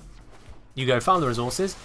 Or you can spend platinum to purchase an Necromech outright from the market. Got a weapon for me? If you're stuck on mining resources, I have a mining guide on YouTube. You can check that out. I will ensure that you get the resources you need from mining that way very easily. It is a thoroughly researched guide. And if it's not mining resources you need, you probably just haven't played the game. Does Parallax GoldenEye scale with current Warframe's range? Nope. Parallax GoldenEye is a fixed range. Ooh, gold strun piece. Lovely.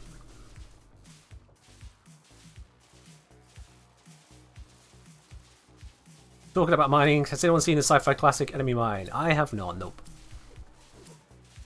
Is anyone willing to help farm up all the resources for the Necromech? You don't want to be posting that in Twitch channels. You can head on over to the Discord and post you're looking for a group there. !Discord to join the group. Twitch channels are not where you go find people looking to run missions. Twitch channels are where you find people looking to watch live streams. It's a very different group of people. Let's say players absolutely not an issue. Is Clever worth buying? If you don't care about the plat cost, buy him. Same goes for basically every single Warframe at that point. If you literally do not care about the plat cost, that platinum is infinite to you as far as it matters, buy him. But yeah, especially for Calevo, because Calevo is a very strong Warframe. Calevo is also reasonable to farm. I won't say he's a fast one to farm, because he's not, but he is reasonable. But if you don't care about that, if you just want to buy him if you like him, Calevo is an Obliterator 9000 in melee. He can turn his melee into a room-wide nuke, and can make his melee so strong that it'll slap God in the face and make God apologize to him. So, if that is what you're looking for, Calevo will do it. Got rewards claiming Nightwave? So I have. So I have.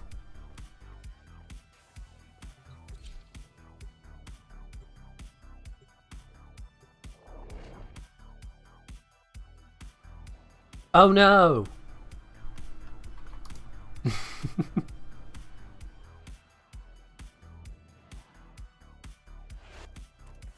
There is a prisoner here that is vital to our operations. Search for the holding location. A crowd office going unnoticed? Oh, I barely watched it, crowd. IT crowd, however you refer to it. Never really jived with it. Never really jived.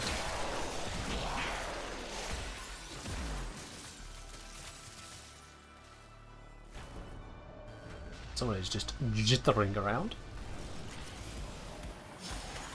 But There's no telling what the captors are doing to our rescue target. You need to find the whole. the effect of a Lavos on a low-level set of enemies is just beautiful. No primer needed, just nuke a floor.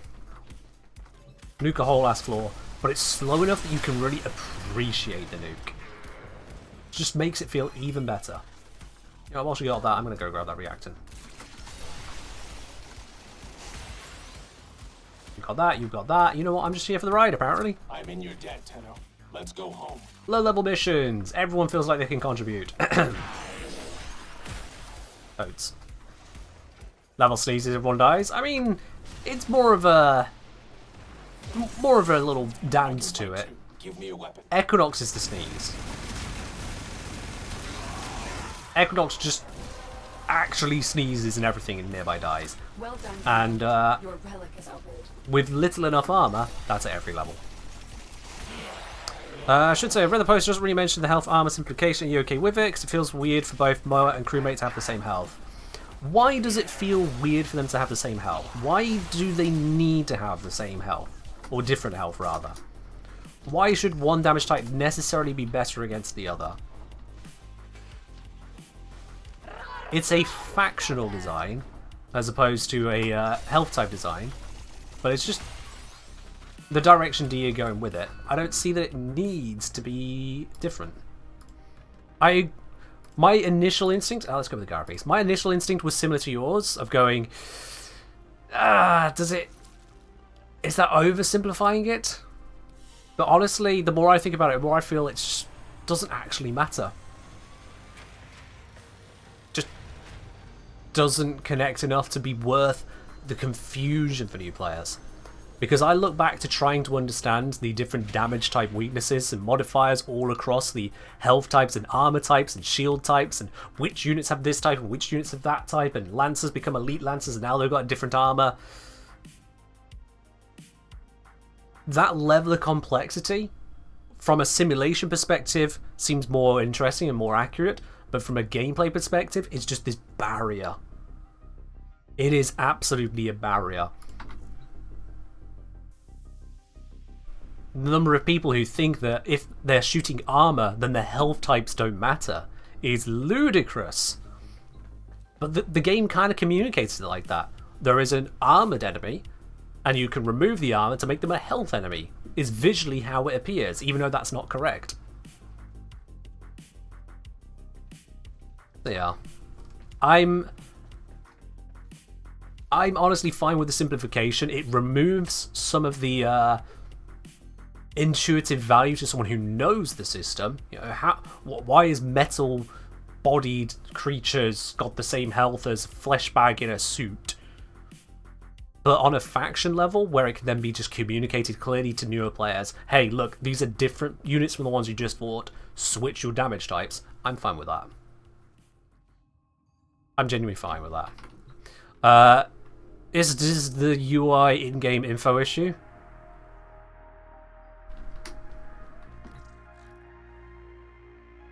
Alright. So already I'm going through a lot of clicks just to get here, and I only get this information on scanning an enemy. So already that's not new player friendly. I've just gone through a lot of stuff here. Looking at this, what damage type should you be using? Tell me right now, what is the best damage type to use to kill this mower? Now if you have to think about it for more than 5 seconds, ain't good enough.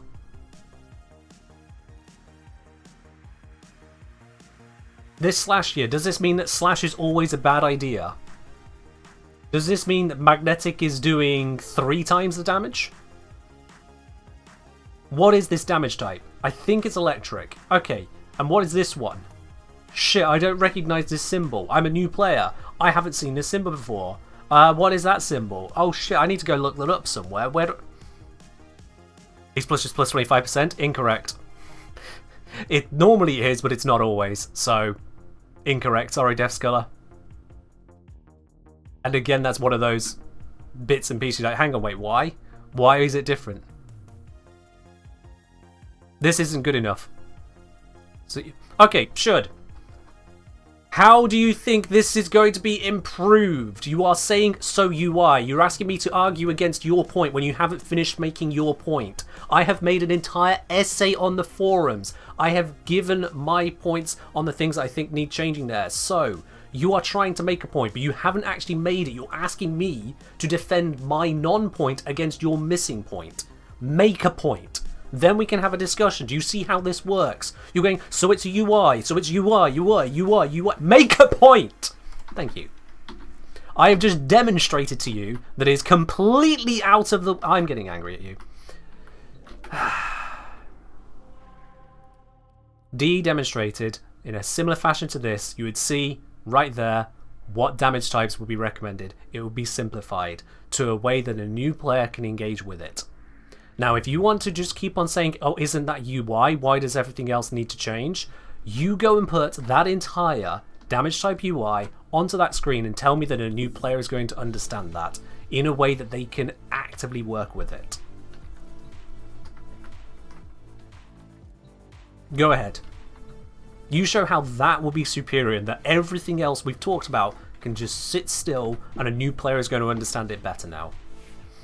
Or maybe the simplified system is actually probably a good idea for new players to engage with the game, and an overly complicated system can belong in your more exotic games. Christ.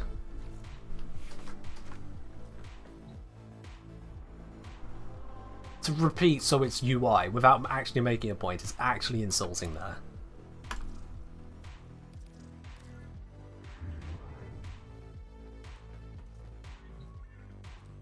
New player will get a seizure from all those icons on the screen at once. Yep.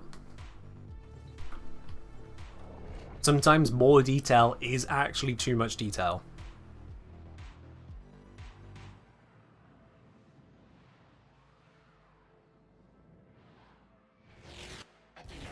Our intel suggests that our New players understand why their damage bonus disappeared because the squad may hit Terrifier or Pillage. No, because usually the damage gain from the arm removal is more important. I've demonstrated this extensively before now. That the whole getting an enemy to low but not zero armor only matters in controlled circumstances, like for example facing the Eidolons, where you could surgically do it each time. It doesn't matter in the vast majority of circumstances, because removing the armor, you're just going to now kill them. Job done. Good news. Keep searching. And if you don't believe me, run the numbers. And if you don't know how to run the numbers, believe me, I'm the guy that runs the numbers.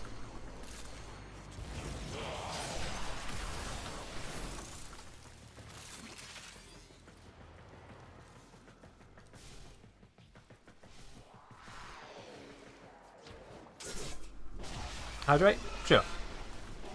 Cheers. Here's after all the engineer? Yeah. Quite literally. At this point, it's going to be a reputation flex. If you're here and you care about what I have to say on a matter, then you already know my reputation, so trust it. And if you're not here because of my reputation, then why are you asking me in the first place? I'm just some dude on the internet to you.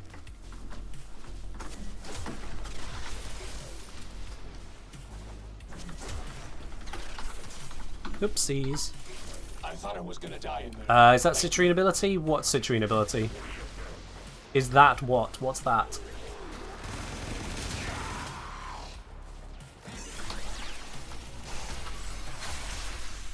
Oops. Try adding toxin. I'll watch your back. That's random news on internet stuff all the time. Yeah. And then you have to be sure. Wait, am I actually getting a real answer from someone? The red sparky AoE you push out. Well, my fourth ability, one that's currently on cooldown, that's Lavos' ability. Citrine has nothing to do with it. No ability I'm currently using is from any Warframe other than Lavos. All four of these are him.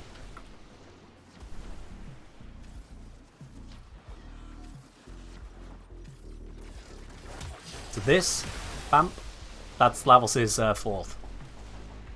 I feel like the correct answer is Foreman, because Foreman. I know this is worth more, but Foreman.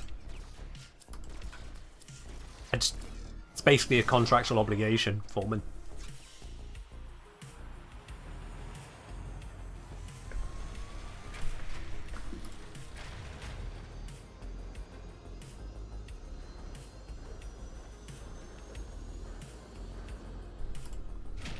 Alrighty. What traces am I up to now? Honestly not sure. Probably only a couple hundred, actually.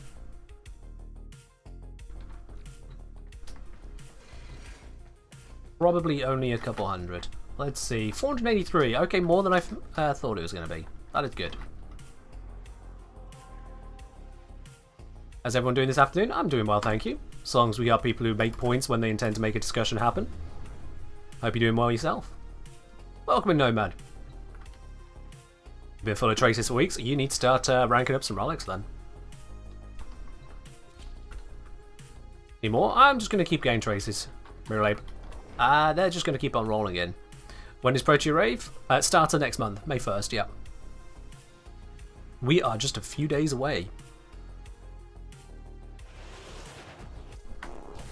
There is a prisoner here that is vital to our operations. Search for the holding location. And block the area. Lovely jubbly. There are probably people who play with damage numbers on all the time looking at this and going, Ken, you're not hitting anything, they're dying before you get into them. Well, most of them, but that's because I turned the corner there. No, it's still definitely getting some kills. Damage numbers off does feel weird for a lot of cases, I will agree. but the damage is still there. As soon as you can.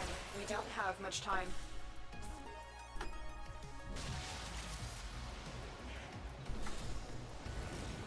The relics will drop in the seal path packs once Protea is released, not today. Just to be very clear on that, you can't get the relics just yet.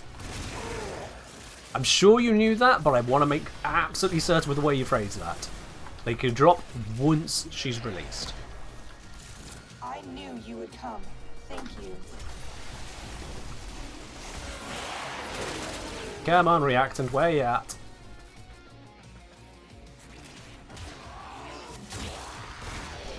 We got 9, one more. For me? I've got some scores to settle. You really have not got any scores to settle. We got this. We're the Warframes. You are the passenger in this mission. Stay alive.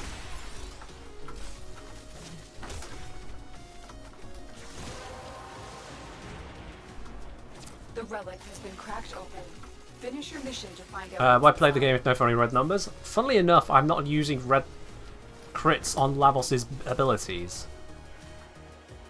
I know that might come as a bit of a surprise, but it's true.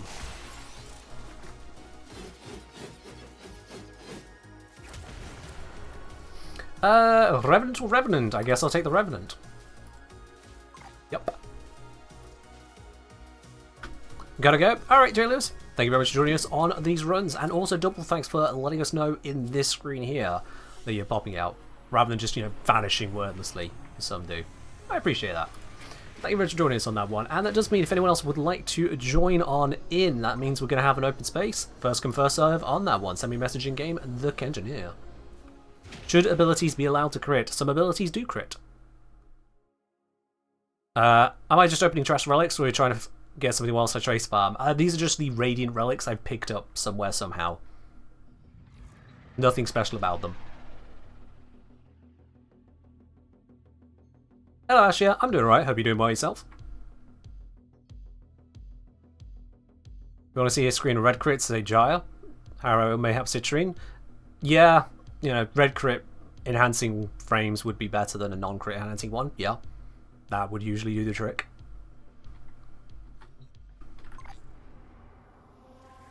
Are we on as well now? Alright, Solomon, you have yourself a good one as well.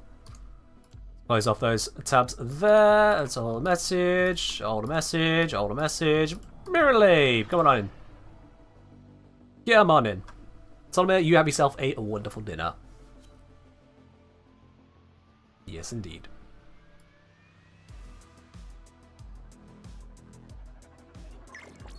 And there we go. We've got Geordie BG joining for a few. Come on in. That'll give us our squad. Splendid stuff. Alright then. Let's continue rescuing. Got some more radiance to burn. Happy to do that.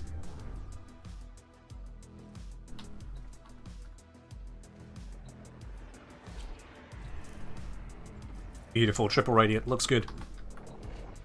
Looking good. How's my Elite Deep Archimedia? This week, I don't remember getting amazing rewards from it, to be honest. At least not amazing amounts of Archon shards. I got a melee adapter in there. I think it was just the one melee adapter, but it was in there. That is vital to our operations. And then it was more on the Arcanes this week, which I'm not as fussed for, I'll be honest. Melee Crescendo and Melee Duplicate both don't really seem to be the kind of Arcanes I want. I may change my tune on that, but it doesn't feel that. Yo there! Mickey's S even. Thank you very much for subscribing once again up onto 2 months now on the channel. I do appreciate that. Welcome back on in. And enjoy your lovely bronze badge. Cheers indeed. We can't leave without rescuing the prisoner. Keep searching. Cheers indeed. A reminder for Protea Prime, medallions gained for syndicates in their respective missions can't be spent for standing independent of standing deadly cat. It's true, Silency, that is true. However, I will say that the rate at which you gain syndicate medallions is not a very good rate for standing farms in general.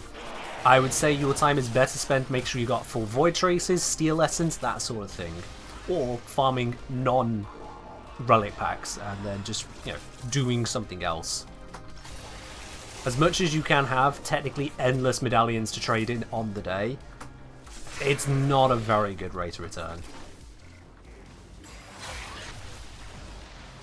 kill the enemies behind that door because I can. We're both rank 3, Crescendo and Duplicate. Oh, we're done here. Yeah, nicely done. I thought I could spend out and get hold of those arcanes sooner. I just really cannot be bothered with it. I really cannot. You have collected enough reactants to open your relic. Good to know. Oh, no! Shit! I didn't pay attention to the turn. My bad.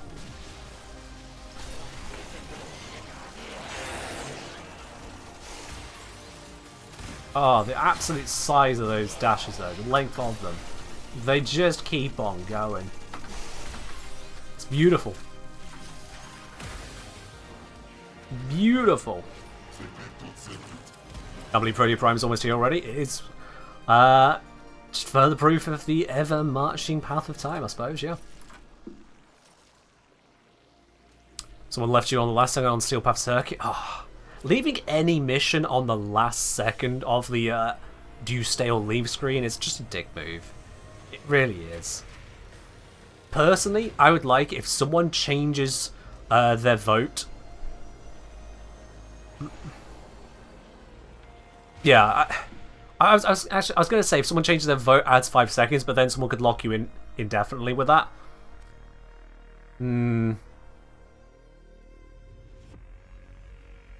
The first time someone changes their vote, adds 5 seconds to the timer.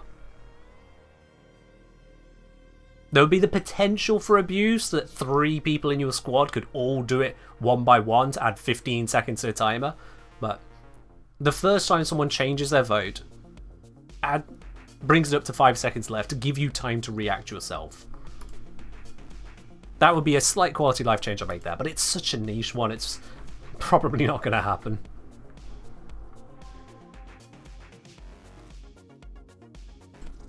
Yeah, so, it was in my mind as I was saying it.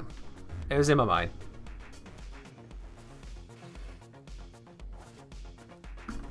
At the end of the day, things in a public matchmaking experience need to be designed with the idea someone's going to grief. Things have to be designed with that in mind. If you don't, someone's going to grief.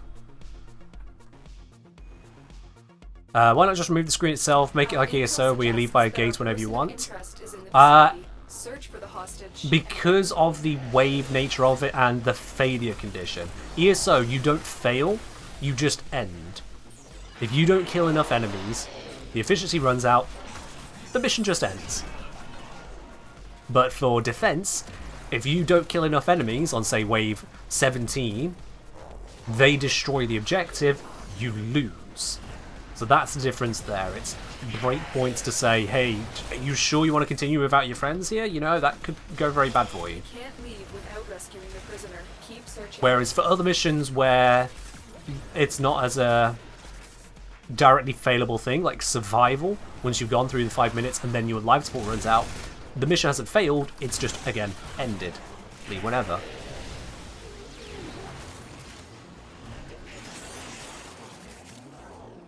Is this Trace farming before Protea comes? Yeah, Protea comes out in 3 days' time. We're all going to support her on that, absolutely. You opened the relic. Finish your mission and we'll take a look inside.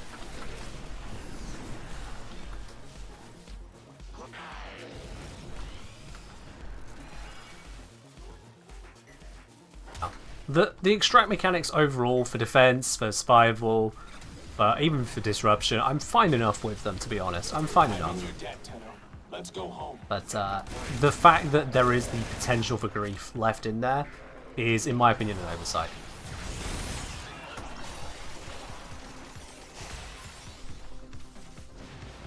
Give me a weapon and I'll watch your back.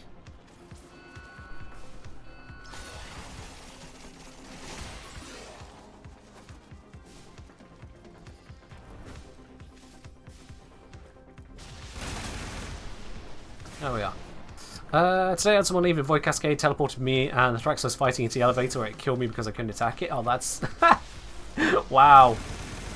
Alright, yeah, that's certainly a game experience right there. What... God, what was that? Flickering. Ugh.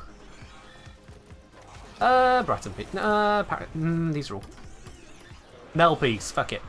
Anyway, what do I think of having more variants of Warframes like Excalibur Umbra?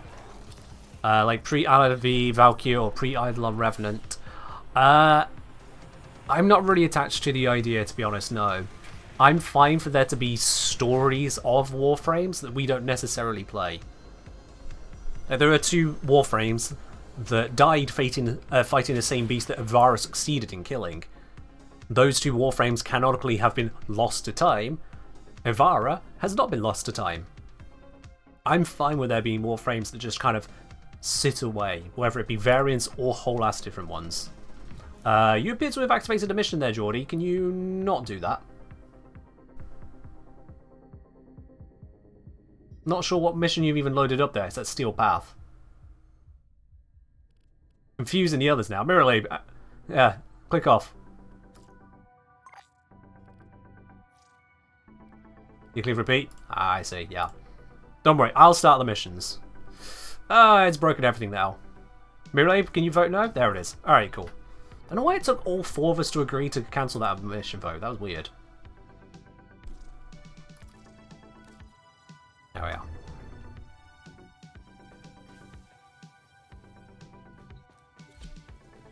are. Could have a mechanic where if you just lost 50% of squad, you get to leave at start of the next wave. I feel like the mechanic of just leaving when you choose to leave is sufficient. And just, again, having the anti-grief timer extension if someone suddenly switches their vote. Our intel suggests that our person of interest is in the vicinity. Search for the hostage and bring them Just home. so you can go, right, you threatening to leave? Cool, I'm out. Give you that freedom. Give you that protection against grief. That's all it needs. Did they boost her energy pool? Her? Who? Oh, Protea. I don't know if this. Don't think the stats have been released yet. Don't think they have. You say, out of curiosity, I went to the library of sound bits from Warframe. 2 new reaction lines that stand out based on the numbers are very recent additions. Ah, fair enough then. There's no telling. Verify what others have said on the matter. Thank you very much on that. We need to find the holding cell immediately. Stuck briefly, but it is fine. Here we go. Always wondered about the mechanics of mission vote. Seems very inconsistent. Yeah, it is kind of all over the place as far as I'm concerned. It do be weird. I thought I was gonna die in there. Thank you.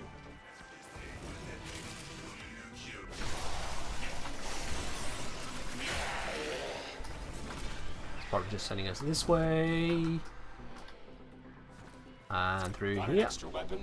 They won't just let us walk out of here. Fairly certain they are going to let us walk out of here, yeah. Pop the area. Beautiful. That's it. You opened the relic. Finish your mission and we'll take a look inside. We have prime weapons without a non-prime variant. Why not a prime Warframe that Tenno has not been able to replicate? I don't know if that's really required, considering how the prime circuits work. That would be taking up a slot for a prime when we always have another non-prime ready to become primed. So, to me, that doesn't feel necessary.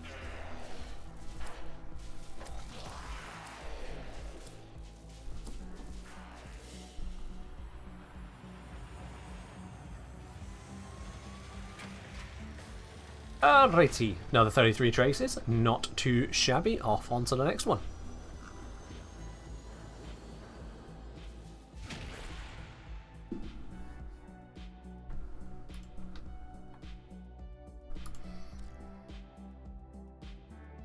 And we're good.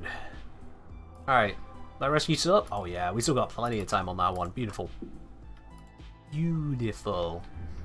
Still going to take a while to get all these traces, but it'll be fine.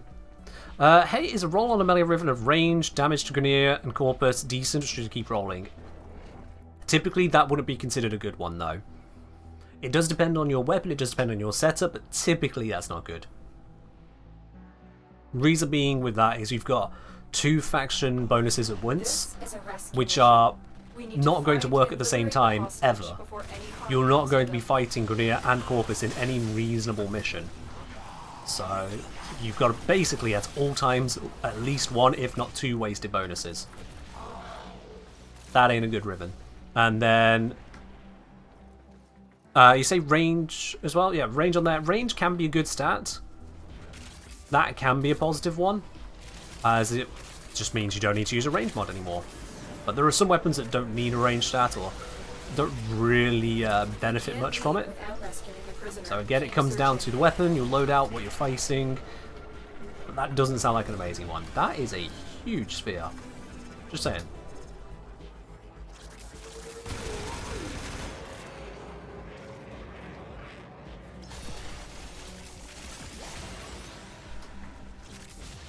Keep making our way through this.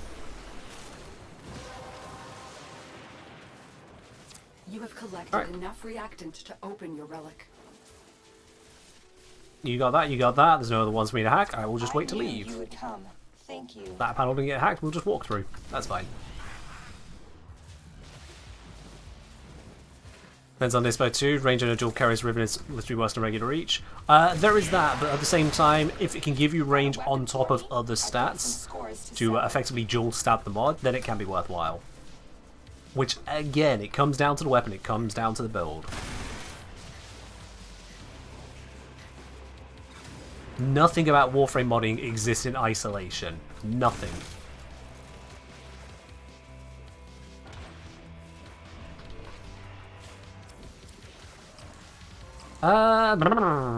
Let's go for Axamati Prime Blueprint, which... Is that saying I've not mastered it? Huh. Okay then.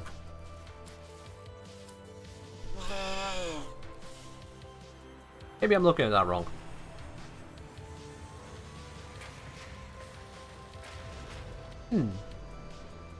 I'll double check in a sec. What is causing this flickering? Ugh. Who's got the flicker loud out? Please, kindly, cease and desist.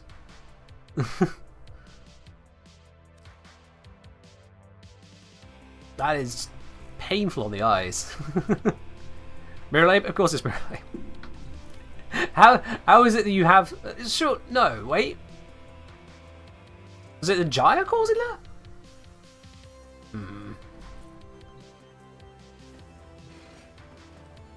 Oh wait, that's sorry. That wasn't even just now. That was 6 minutes ago. That wasn't even to this. Never mind. Sorry, I changed. Now, wait, now it's... No, I went... Mirrorlabe, I misread the sorry as you're sorry for this, but now I'm wondering if that's even relevant to this, and blah, blah, blah, blah, blah. Only if it's the flicker. Change if it's the flicker. I don't think it was the flicker from you. Honestly, just saying it's a Necros. I think it was the Necros, yeah. That's what I was going to check as well, was the Axomati. Have I really not mastered that? No, I have. Okay, it just wasn't showing on the screen for some reason. Fair enough. This is why people use a Warframe.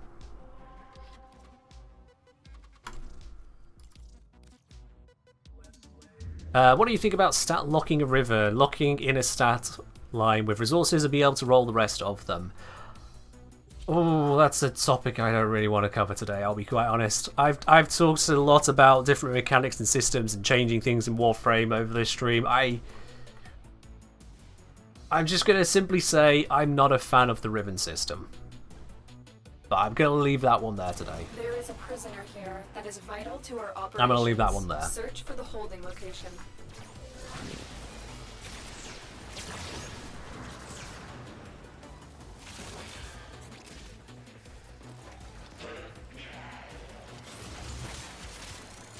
Alright.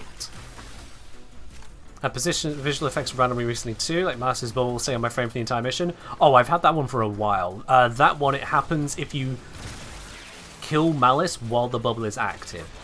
So if Malice casts the bubble, you have to roll out of it before you kill Malice, or the bubble will stick.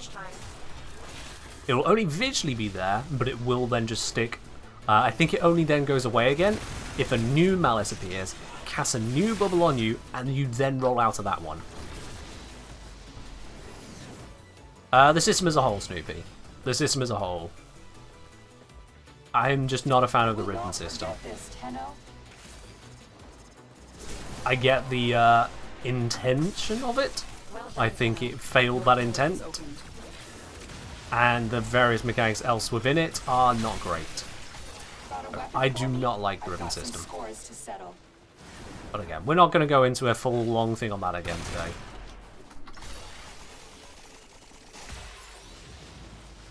I will talk at length about things which are workshopped, things which are proposed for the game. Because that's specifically what they're there for. The workshops are there to get our feedback, after all. Otherwise, why would DE talk about such unfinished plans? But for things which are already in the game, at that point they're in the game. The likelihood of them changing is not zero, but it is substantially lower. So it's easier to just work with the game that exists. Ray say, hey Ken, celebrating my 29th tomorrow. Hey Ray, happy birthday in advance. To the last of your 20s. Make it a good year.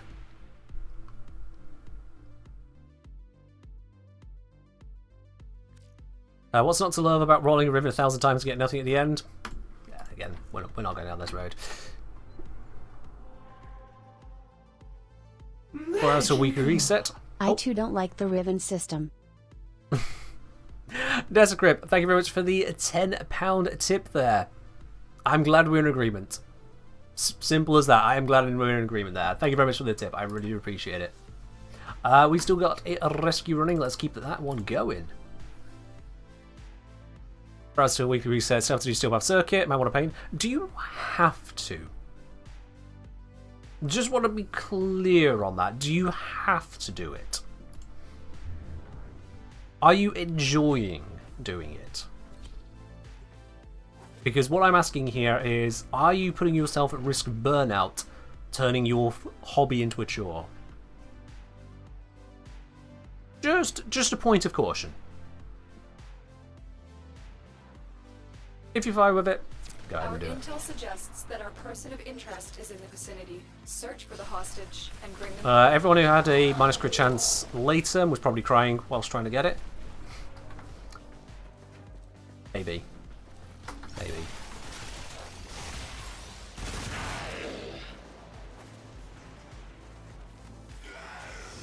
Find the Steel Path Circuit boring, but the weapon selection this week is just too stacked.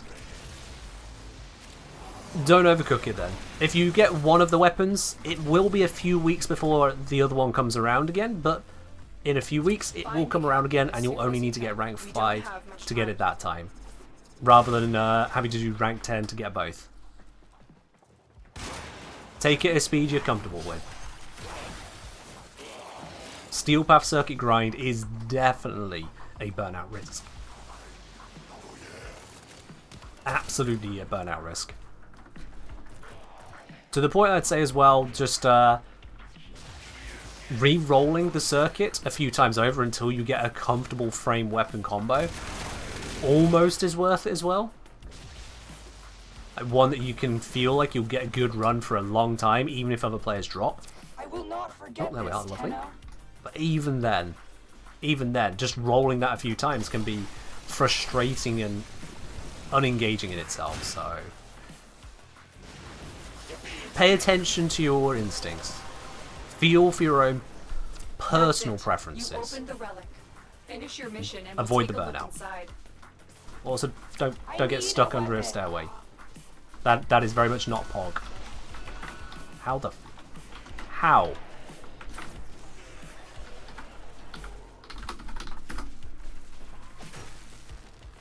Whatever.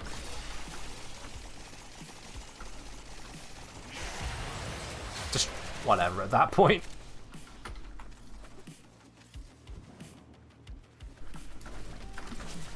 And with that, ooh, gold measure piece. That's an easy pickup. Super say circuit's always a chore for me, but at the end of the day, I want to try all the in-kind adapters. Work your way through it. Just again, don't burn yourself on it. Just don't burn out. It's not worth it. Usually do rank 5 at the beginning of the week, then fill for getting the other 5 ranks on the weekend. Yeah, fair do. That's a good way to handle it. If you can get the one incarnate, cool. You can come back to another one next time it rotates around. It's a marathon, not a sprint. Can you actually reroll the side of choices in circuit? If you see your choices are ones you don't like, then what you do is you go solo, go normal mode or steel path. Steel path if you think you can handle it, normal mode if you think you can't, and then just do a single round. One round, dump out, and that causes a whole new set of things. I would recommend doing it on Steel Path if you can, just because you're still making progress then.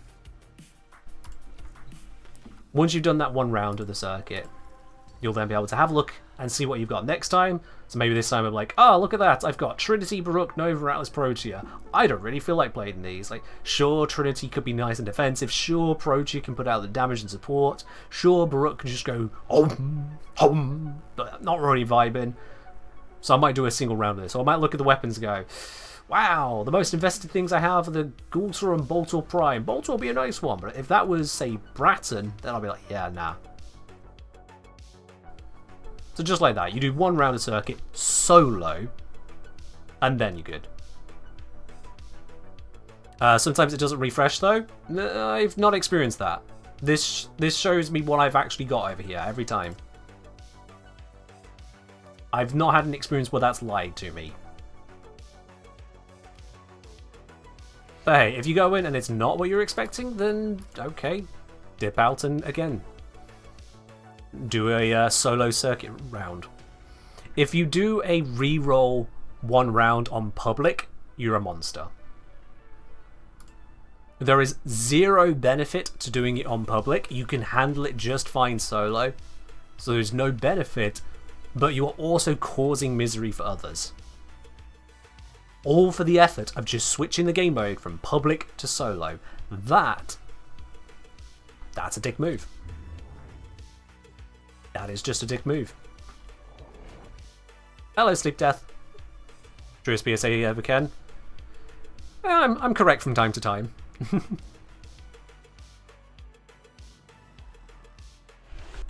Guess there could be turbo noobs that literally can't complete it otherwise. If you can't complete the circuit on normal mode to reload your loadout, you do not deserve to be in Steel Path in the first place. If someone is genuinely going onto Steel Path circuit because the loadout options they have are so bad they can't even achieve a single round, and they're going to subject other public players to it, causing them to basically be down one or more party members, that is a dick move. That is someone actively causing harm to others for their own slight benefit. That is a dick move. That is lawful evil. We do not take kindly to that.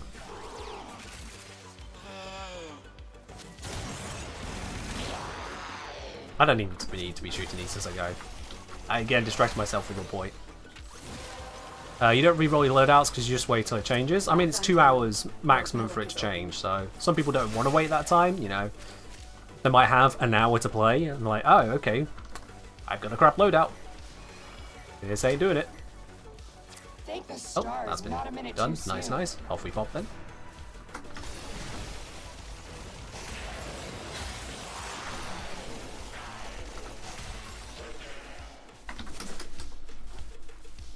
That Vault buff is strong. So strong. What rank do you need to have with it to check what you have? I've unlocked that song, I don't remember. I don't remember either. If there was a rank that it's unlocked behind, I genuinely don't remember.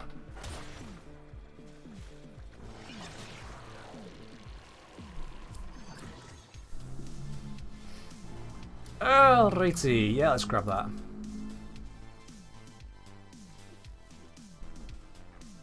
Might be a UI bug. Remember it delaying the new choices when the hour ticks over sometimes.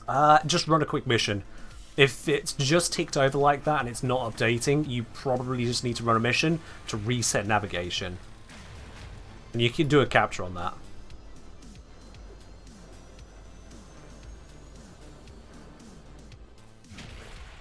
Hell, even just loading into and out of a relay might be enough to fix it.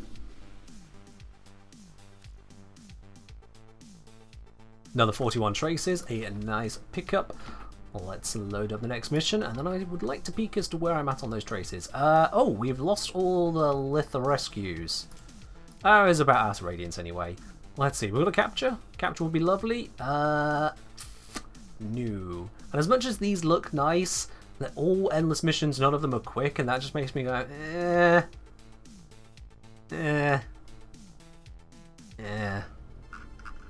Not vibing. We could screw around with that. Ooh. we could try for an Omni Protea. It is an exceptionally unlikely situation, but we could try for an Omni Protea on Wednesday. Oh, we've got to do it, chat, haven't we? We've got to do it. We've absolutely got to do it.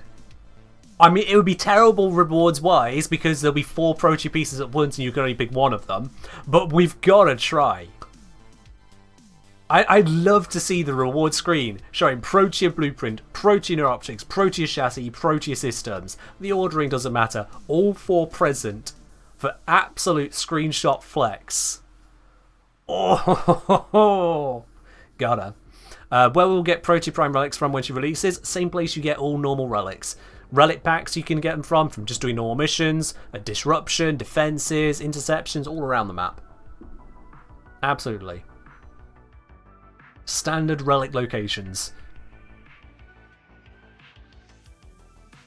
If you want the screenshot flex and order, doesn't matter. Look, if someone wants to beat the screenshot with a better screenshot, they can go ahead and get the screenshot in the first place. Do you realise the chances of landing a 4 unique Protea part screenshot in the first place?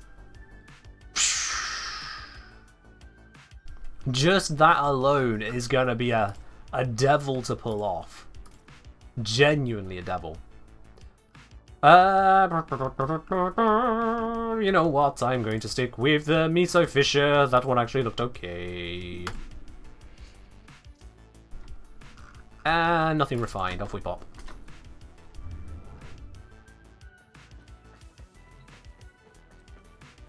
Just having all 4 Protea pieces in a screenshot like that. Like, hey, look.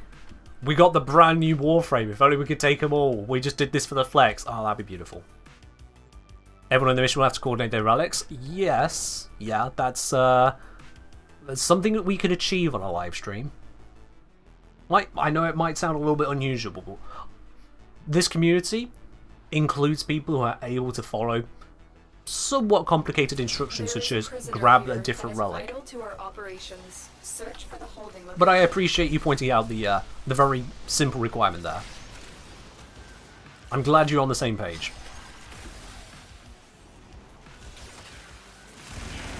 What was Gauss rarity distribution? I can't remember.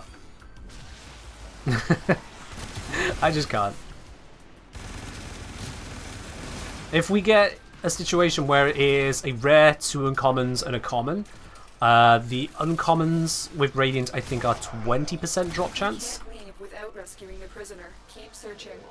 The rare would be a 10%, and then the common would be a, I think, 25.33 unupgraded. If we multiply that all together, I'm going to stop mid-mission and calculate it right now. A 0.1 times 0.2 squared times 0.2533. 1 divided by hand, so that would be a 1 in 987 chance. Oh, gods. Your relic is opened. I'm slightly less interested in this plan now. Gauss was 1 common, 2 uncommon, and 1 rare, so I just gave you the numbers then perfectly. You wish I had my brain? I don't know you do, really. I don't know that you do. I mean, yeah, I could do some numbers, but numbers ain't life. You only see the shiny moments. Got an extra weapon? They won't just let us walk out of here. Sell all the extra parts you get while trying in Plat Gobert? I mean, sure, but that's just running relics, you know. Wish you had my PC? You can't have it.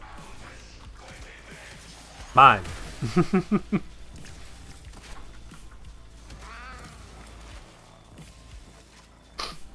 Hey, titanium art.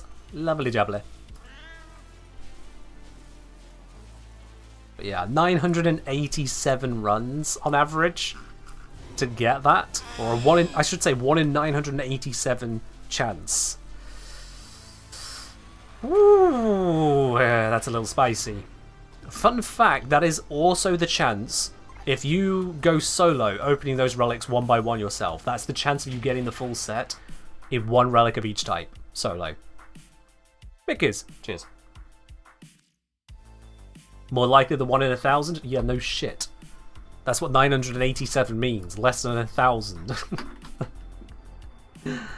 Oh.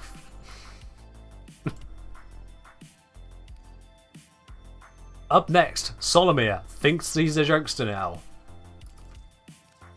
I thought better of you. I thought better of you, I really did.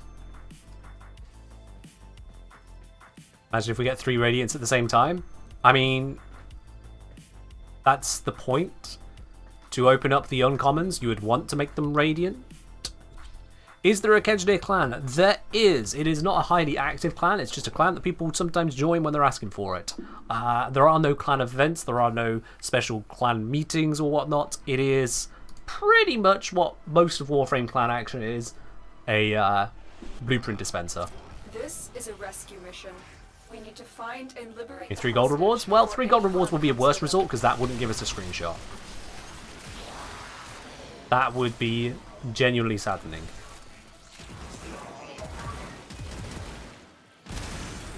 And also more common.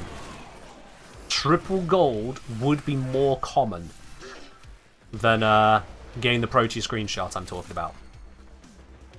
Make your doodle on that one. Oh, sorry, Agit. Yes, blueprint dispenser and trading facility. Yes. The other important part of a typical Warframe clan. The reason that nothing really otherwise is done with the clan by myself is because we've got the Discord community. We've got the non-clan community already. This is the clan. You guys opening the door? You know you could just go under, right? And it doesn't set off the alarm.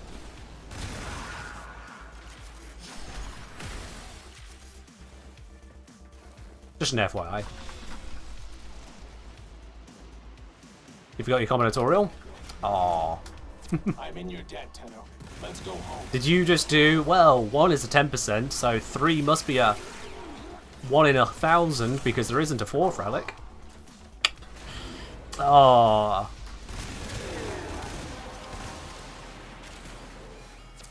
You gotta be careful when trying to do math humor.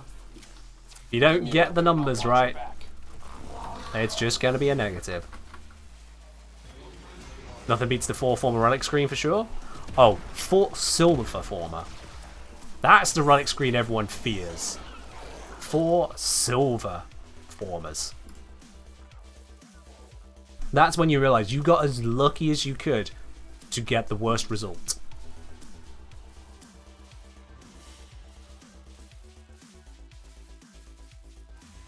You call this former prime?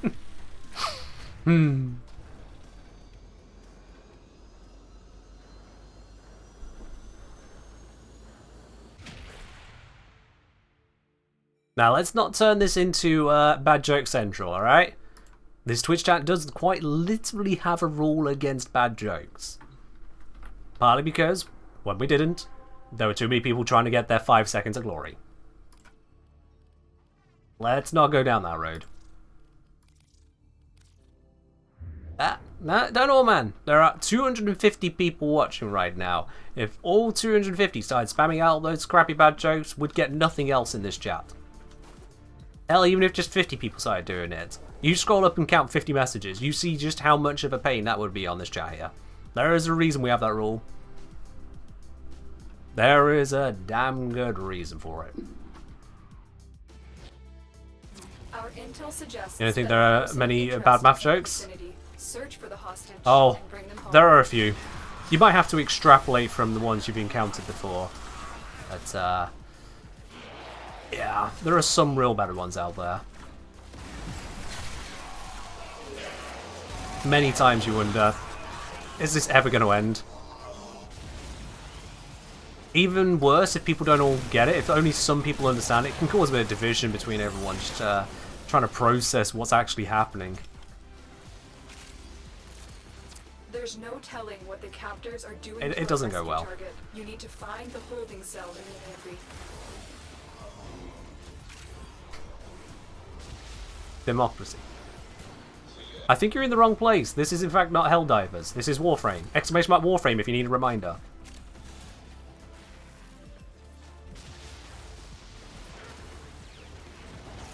Why do I get to make them? Because this is my stream and my rules. Deal with it. Suckers. And there's one of me and there's 250 of you, so, you know. The relic has been cracked open. Finish your mission to find out what's inside. I knew you would come. Thank you. Alright, off we pop.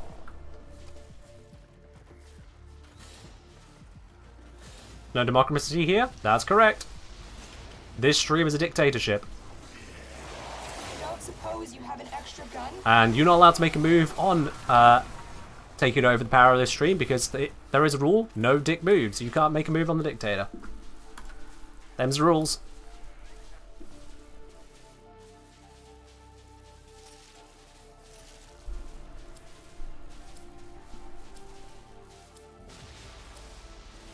I ain't dictator.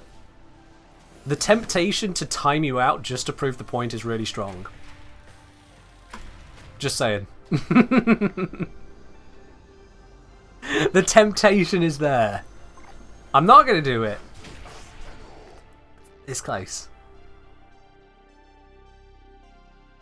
Bad jokes banned only from chat? True. It is a chat rule. Not a stream rule, it's a chat rule. It's like if someone were to tip the stream with £200 and make a bad joke in the process. Oop, can't stop you on that one. And it turns out that Lord Bardo El Sabroso wants to be timed out for 2,035 seconds. Alright then, hope you grabbed your ticket already, because you might not have enough time otherwise. Benevolent dictator? Nah, just a dictator. I just happen to do things you guys like. If I was truly benevolent, surely there'd be 10,000 people watching now. Clearly I'm a monster.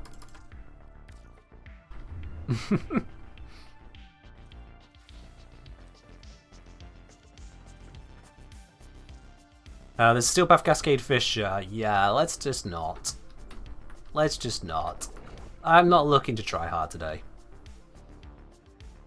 A benevolent dictator would get a £200 tip. Just the tip. Sorry, what?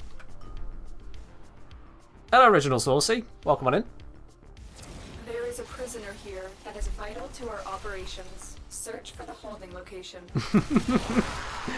Let's make our way through this ship.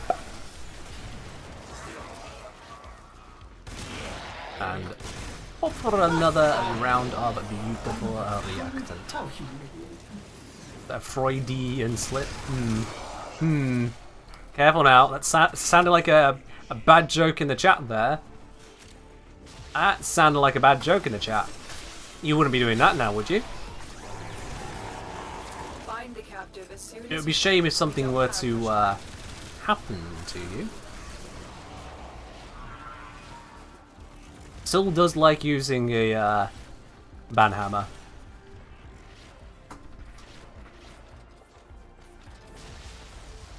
Still will swing at you. Hello, Colfo. Welcome on in. Nothing that qualifies as a joke. Oof. Oof. I will not Well, forget this. there were some enemies behind that door, and unfortunately, I have a Molotov. Oh, running without the vault speed now feels weird. It's been in so many missions. Ah! I'm thrown off. Don't suppose you have an extra gun? Still need to get that reactant, so let's work through that. Oh god. We're in extraction. No, this is terrible. Oh, we're fine. Okay. Did we just get 3 reactants in that one spot? Oh, nice. Whisk, please. Lovely.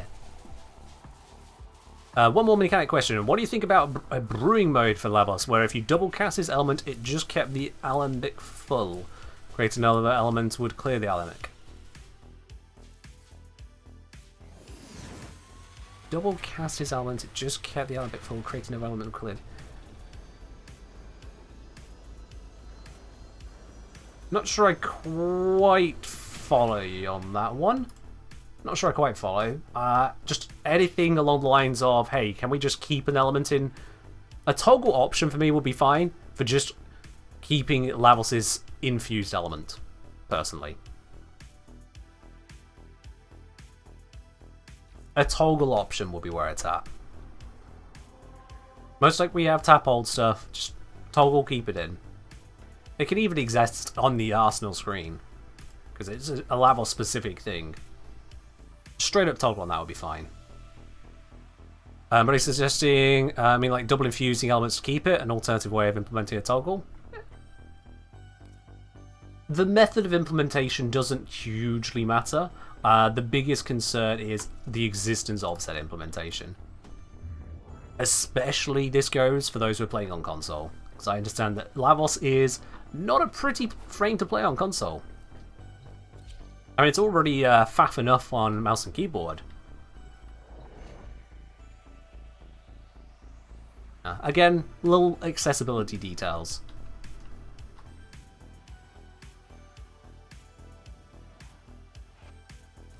There is a prisoner here that is vital to our operations. Search for the holding location. And detonate the area. Beautiful, beautiful carnage.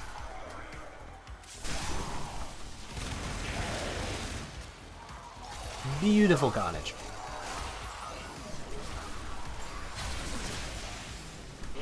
Get that reactant, loop it around, grab this piece. Slam cancel. Give a reactant, thank you, dash ahead. We can't leave without rescuing the prisoner. Keep searching. Loop the area, no more kills required. Head straight to The objective. relic has been cracked open. Finish your mission to find out what's inside. Good, it's the one we can sneak through. I am ahead of the group, and I'm going to parkour like an idiot and completely lose my advantage in terms of speed. And also get slightly lost. Here it is.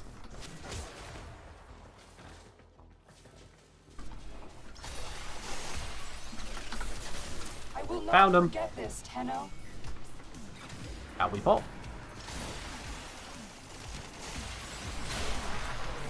Trying for the double dash, but all the enemies died before my ability hit. And I fell. I am doing a right Don't suppose you absolute have an extra job med? of this one, aren't I? There we go. Got there in the end. Got there in the end. Let's take the Axamati piece. Why not? Why not? Haven't played Lavos any more than to level him. Sell him to me. What's the appeal? As all of it is just links, check out my Lavos guide videos, including why Lavos. That's the question you're asking right now. Why Lavos? Got you covered. Check that out.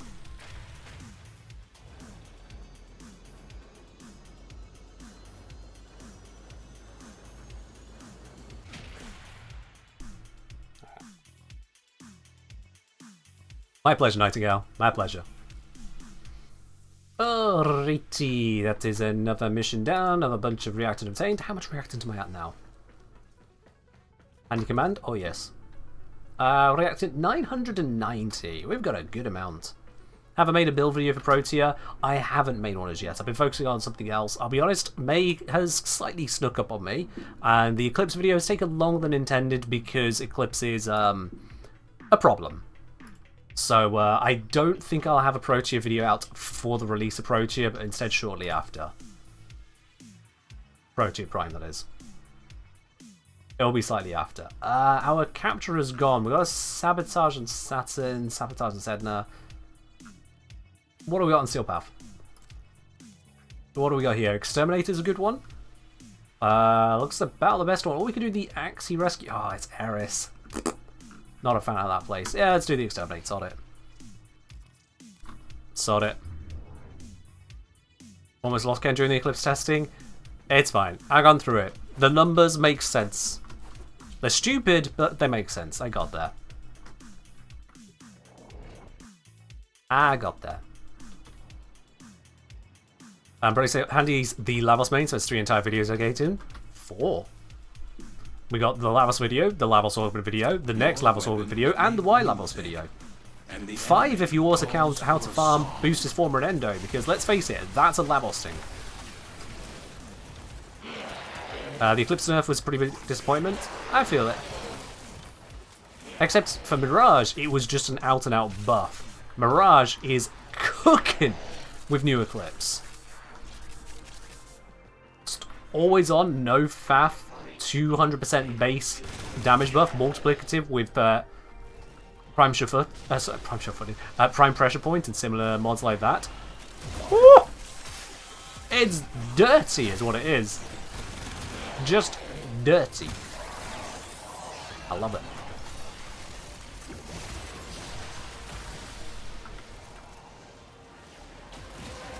So yeah, the nerf on the Subsume, that hurts. Your relic is opened. But then it was a ridiculously powerful ability. Did they need to go quite so far? Perhaps not, but they wanted to balance it on the fact of, oh, but you can also get a defense buff at a different time. Yeah.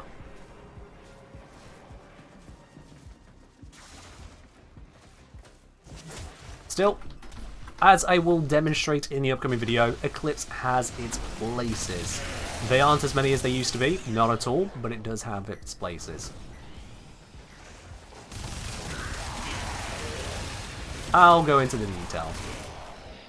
And save you having to scratch your head over it. I'll assure you, once you have watched the video, if you think the Eclipse is confusing and weird and stupid, or if you're lost as to what its place is in the game these days, once you watch that video, you will know exactly what is up with it.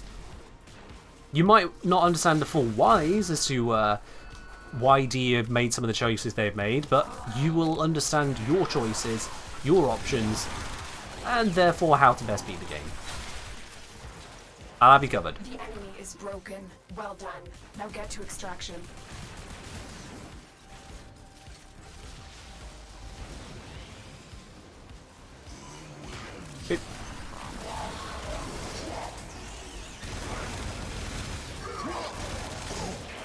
Yeah. It's possible that there may be more changes again. D does have this tendency to change things shortly after I make a video about them. There's no guarantee on that, but there is a possibility. I know they watch my videos, so there is a possibility they'll go, you know, on this point Ken here made about something that we actively introduced and said was the thing we're doing, I've decided we're no longer going to do that. As you conquer the foe, Sometimes that's the way it happens. so you conquer yourself. There was a very short period of time between me releasing, for example, the video that showed that Eclipse would improve your scanning speed and it getting removed. There was a very short amount of time. Ah, okay, this was not a bug report, DE. This was a new and interesting way to use Eclipse to actively buff what one was doing, but sure, take it away. Okay. Sure. It was a bug, absolutely, but I didn't consider that one a game-breaking one. I wouldn't have made a video on it if I felt it was exploitative. It just seemed fun. Hey. What was the Warframe you resonated with the most prior to levels? I mostly used Wukong and Equinox then. Those were my top two at the time. Might give you the Eiflin treatment. I have no idea what you mean by that, sorry. I do not watch other creators enough to even know what that treatment would be. These are worthy foes. Underestimate them at your peril. Now, Snoopy, that sounds a little bit over harsh. But I can't tell you you're wrong. Just sounds harsh.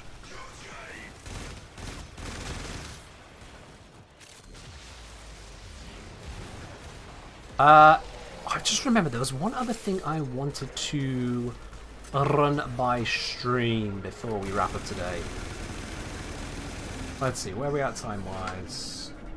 We'll do a couple more relic runs, and then there's one thing I wanted to show.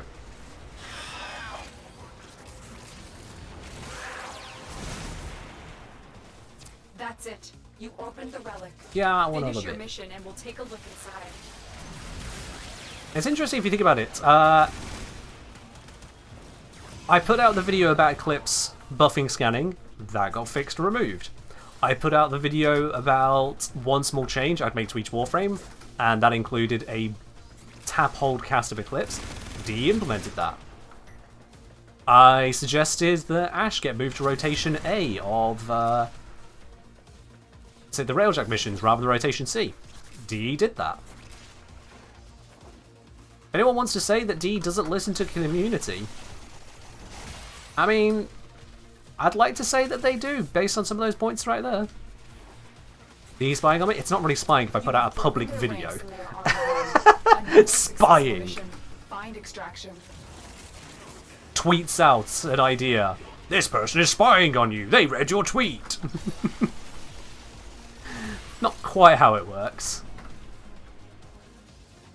You know, I'm going to be a little extra. For no reason whatsoever.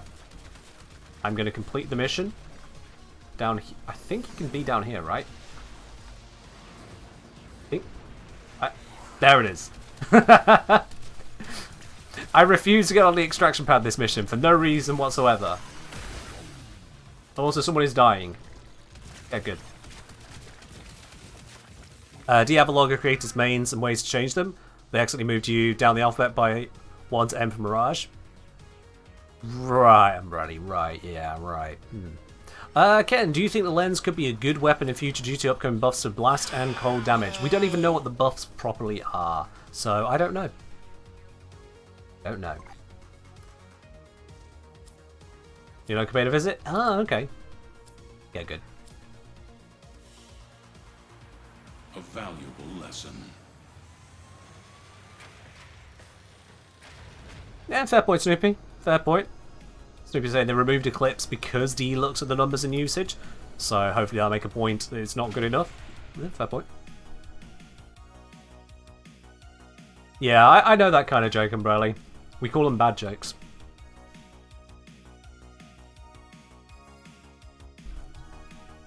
How's it going? It's going well. We've got ourselves plenty of void traces today. I'm over 1,000 of them now, so that is a very nice spot to be in. Grab ourselves a few more before I bring up something a little bit interesting. Something that, maybe it's nothing. Probably is nothing, but feels a little bit curious. And probably Zom, if they're still around, will have the answer. But we'll get to it. We'll get to it. Should we be afraid? Nah. Their rage is you don't need to be afraid on this channel. You're safe. You're just watching. I'm the one struggling. Be sad for me.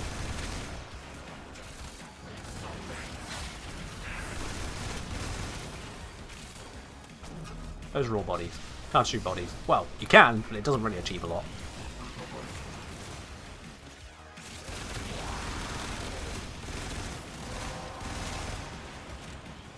Relic is correct. Melee weapon has increased damage. Yawn. I'm just going to dash this way and hope for enemies.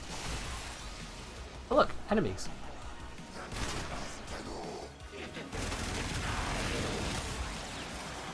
And there are no longer enemies. Isn't there one right here? Wait, what?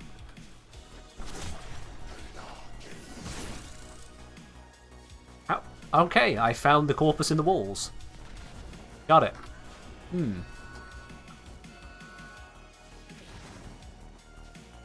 Twitch's fault and that Grendel do still instill fear. Oh, you don't need to fear Fairy Grendel. Fairy Grendel is absolutely real and merely loves you. Zom, shortly.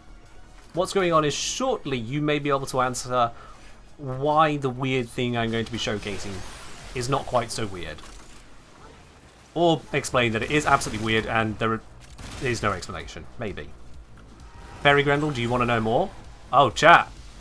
Chat, we have someone who does not understand the meaning of Fairy Grendel. This is a very common occurrence because we have new people here all the time, but is this excuse enough to indulge in Fairy Grendel? Is this reason enough to bring him out once more? Well done. We'll get to extraction. Maybe we should after all. King Wody is curious. Well, fair enough, you explore at your own pace. Oh, that was almost the utter pain scenario. But there's a guns and peace, we'll take that. Sweet Jesus, what have you done? Karake also wants to know about Fairy Grendel. I see. You conquer the foe.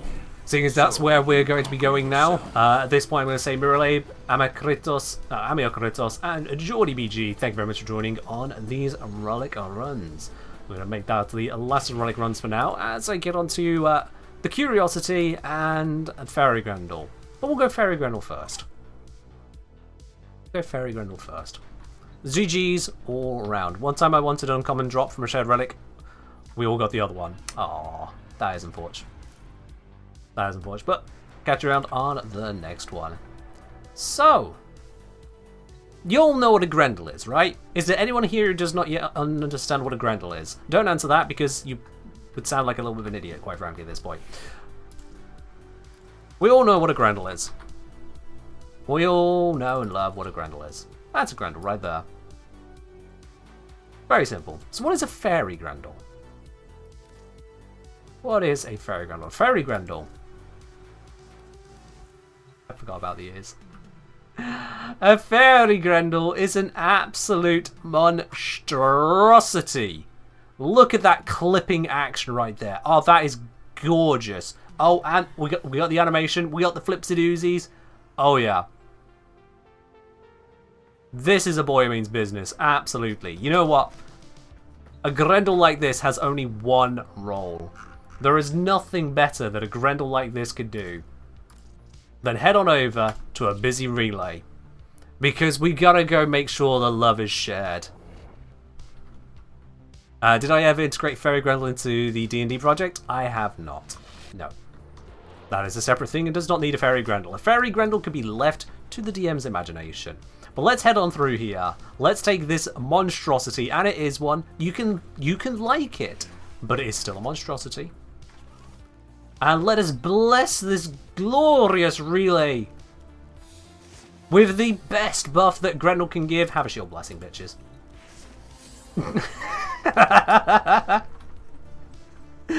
Ah, it's lovely. Look at that. Oh, it's disgusting. It is disgusting. I love it. Fairy Grendel. With all the clipping and all the wrong colours. It's not even perfectly ugly, it's just bad ugly. And now y'all have more shields, you're welcome.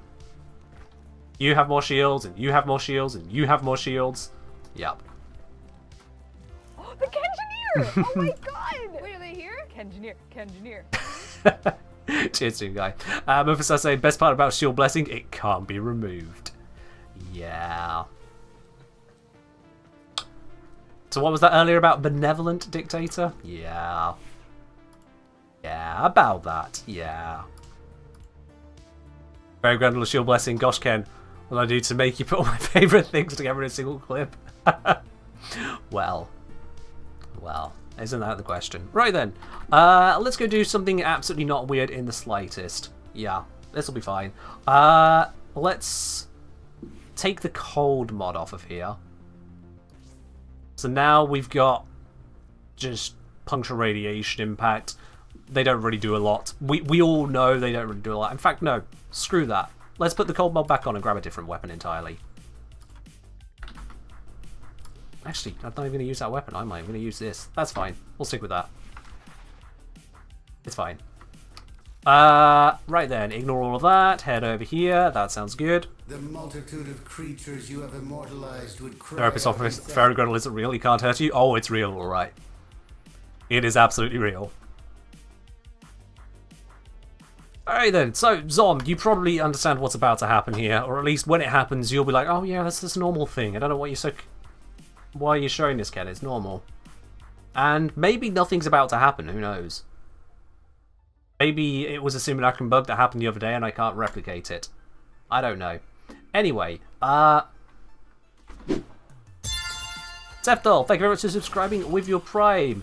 Have a look at this Arson Xmas and see how much damage Arson Xmas is going to take. Look at the damage. Bam! You can see that overguard tickling down slowly. It's a lot of damage. It's not. It's really not a lot of damage. I mean, it's getting there. The fireflies, razorflies, whatever you call them, they are doing a little bit of damage, right? But it's not a lot. They're just kind of slowly working on him, but it's really not a lot. But that's fine. That's expected. So it took us that long to get through half overguard. Let's grab a new one. Just to reset. Fireflies, the razorflies, whatever you want to call them, they're going to go off again. Just going to get them started again. But this time, once they get there, start to do the damage. Let's apply a couple status procs, and the overguard's gone, and we're chunking through damage. And oh boy, are we chunking through damage. And as soon as the procs run out, the damage stops again. Let's put a couple procs on there. It's not my gun doing that massive proc, and he's dead. And you might be thinking, surely Ken, it's just your status procs doing that there. That wasn't the Razorflies, that was your procs. Well, if that's true, then how come it doesn't happen when I just do that? Seeing little ticks of damage, little ticks, and the Razorflies get there, and then the thing just evaporates its overguard and health. This is a level 195 Steel Path Arson Xmas. Arid Trooper, granted, but still. That ain't a small thing. Are the Razorflies affected by condition overload? Yes, but where the damage is coming from is my question. Taking the weapons damage instead of Razorflies damage. You know, maybe that's it. I was wondering what it could be. You might have just had the answer right there. That might be the answer right there. Let's see. 248. What is the damage of Razorflies according to the wiki? Razor Wing Warframe wiki. What does it say the damage is on the Razorflies? Drone damage 80. But that's at base, right? Doesn't that modify? Let's see. Drone damage 171 versus melee damage 428 it says there. So yeah, actually, that could be relevant. I knew that Razorfly's stat sticks off the melee, but my understanding of stat sticks is usually mods, not a weapon. But if they're scaling off the weapons damage, that could do it. But yeah, there is something for you to be aware of. Razorflies don't seem to do a lot of damage. At first, they get some damage done, but not a lot. You can see there, again, we'll just get them going, and you see they're doing a small amount of damage. I put on a single status proc, one heat proc, and the damage rockets up. One single heat proc. I put on a single corrosive proc. Granted, at this point, we're chunking through armor, so let's put a few procs on there. Oh, yeah, I nearly lost track of it. They're just going to... and it's gone.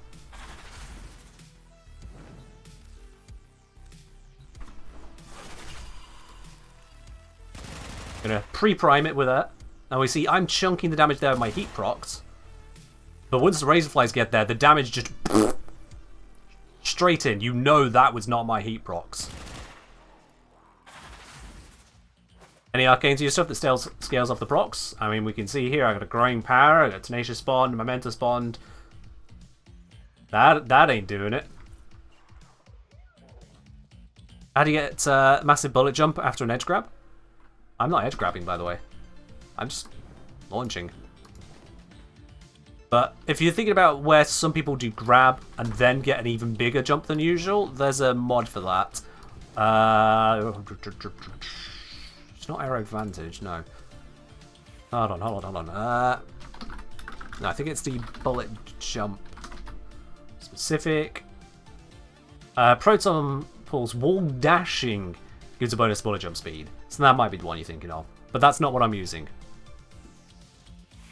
But you might be thinking of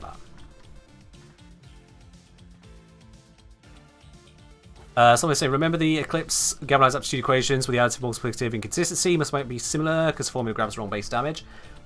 Yeah. The full explanation as to why is a little lost on me because, well, this game doesn't give me any reason to see it. But yeah. I can put a little bit of proc action on there, and then the Razorflies just go... And that's just disgusting. Now, Razorflies can't themselves proc status, which kind of reduces the effectiveness. Also, if I go into this mode, let them start doing some damage and then I'll activate Eclipse, see if that makes much of a difference. Probably won't, but let's see. Activate Eclipse. Granted, it's only a 37% Eclipse, but yeah, that's not made an appreciable damage bonus. A little bit of a status proc tap. Death. Just death. Can you control which enemy they target? Not really, no. Not really. So, this isn't some amazing tech that can be used, but it is confusing to me what I am seeing. Let's grab an Exo Gokstad officer. Not even in a... Xmas now.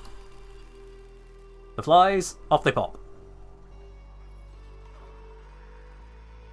Token damage, we can see just a small amount of damage there. Put some procs on.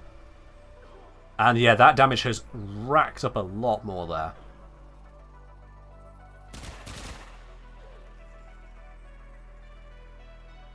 It's got to be something to do with condition overload. And to verify that, I'm going to take off CO on the Duarte here. Let's kill the old one, grab that. Alright, off they pop. So if I put some procs onto it now, same kind of procs as before, damage is basically not moving at all. Even with all those heat and slash procs. So yeah, it's definitely condition overload doing it then. Why do you Duarte builds of both Prime Fever Strike and Virulent Scourge? Evidently I'm putting a lot of Toxin onto it.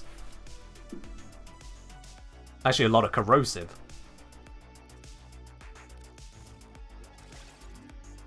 Just to remind myself, let me see here. Razor Flies. They get benefit of Condition Overload, Physical Elemental Mods, Crit Chance, Crit Multiplier, if relevant to them. Don't know what their base stats are on that. Oh, 20% Crit Chance, 2 times Multiplier, okay. They get the benefit of Faction Mods, they get the benefit of Attack Speed, apparently. So yeah, this is set up for the flies. And not for my own personal usage. I guess the 60-60 is kind of silly there.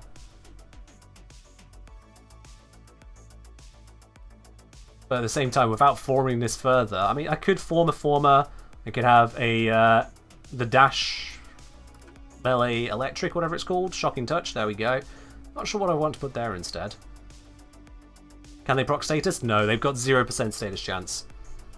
0%. There's no way to force a status. Probably not, but I think. I'm reforming for Sack Steel. I suppose I could. It's not really worth it though, considering that their crit chance is a base 20% with a 2 times multiplier. It's not getting a lot. I know I'm using crit mods already, but it just doesn't seem worth that investment.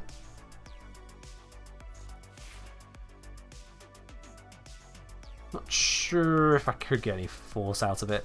If you could get Incarnate bonus like Ceramic Dagger, Magic Fagara, Slash Box, I don't imagine this would apply here because you switch to this melee. So I'd be surprised if any Incarnate bonus applies. Not ruling it out, just I'd be surprised. But this is the weird thing. I wasn't even testing for this the other day. It just kind of happened. It's like, yes, let me just test trying out Eclipse, and oh, let's just see what the Razor Flies do. Yeah, they don't really do a lot. Do the guns do a lot? And then all of a sudden the thing was just breaking like all hell. What? And it just perishes. Hang on. That's not the right amount of damage. I didn't change anything there. As a new Titania video incoming, that's not currently a plan. This is weird, but it's not an interaction that's interesting enough to be worth a video in itself.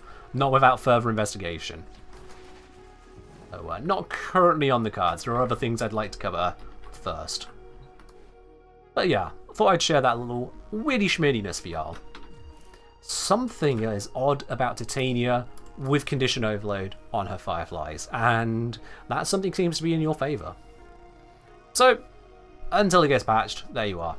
You got a thing. You got a thing.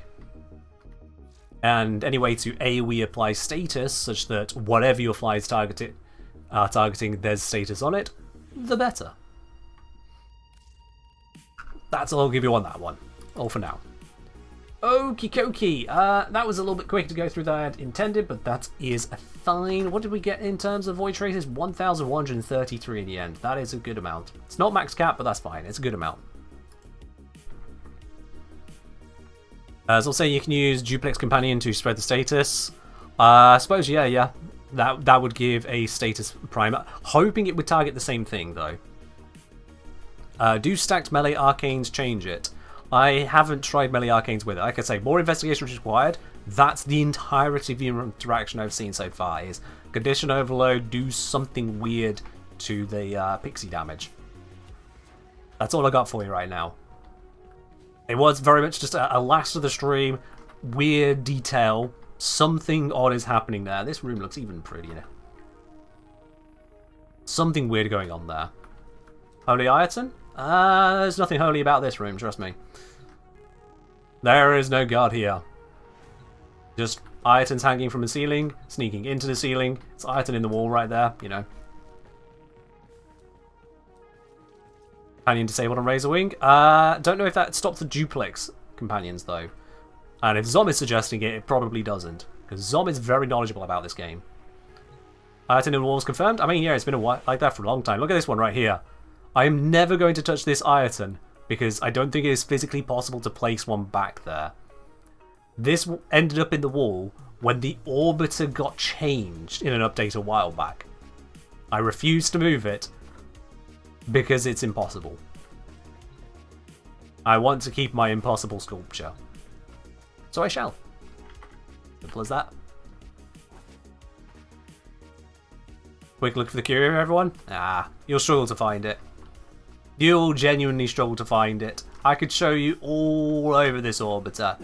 All around the place. Look at that. Have you found it yet? We may have gone past it, we may not. Maybe it's over here. Maybe it's over here. Maybe it's nowhere near here whatsoever. You'll struggle to find it because you can't see shit? Well, that's your problem, isn't it? That is your problem. It could be somewhere around here. But, yeah. Right there. Right there. Nice. Bitrate hides it well? It does, yeah. I know that's an unfortunate reality of it. Did I actually enable the option to search for it if anyone wanted to go through that? I did not. Alright, it's available if someone wants to. If you want to try for the Curio Hunt, you can have a shot. Just the one person. It's 20,000 spawners, you only get 60 seconds. But maybe you could. I'll leave that there as an option. Whilst someone debates whether or not they wish to do that, don't forget as well you can get it on the Platinum Raffle. We're doing the draw on that in just a moment. !raffle in the chat for more information on that, or !ticket if you just want to be in with a chance to win it. Out of curiosity, how much orbital capacity decoration do I have left? I have no idea. That's the only answer. That's it. Yeah, no idea. Alright, whilst y'all grab some tickets, I'll be back in just a moment and we'll run that raffle through. Don't go anywhere. I'll be back in just a bit.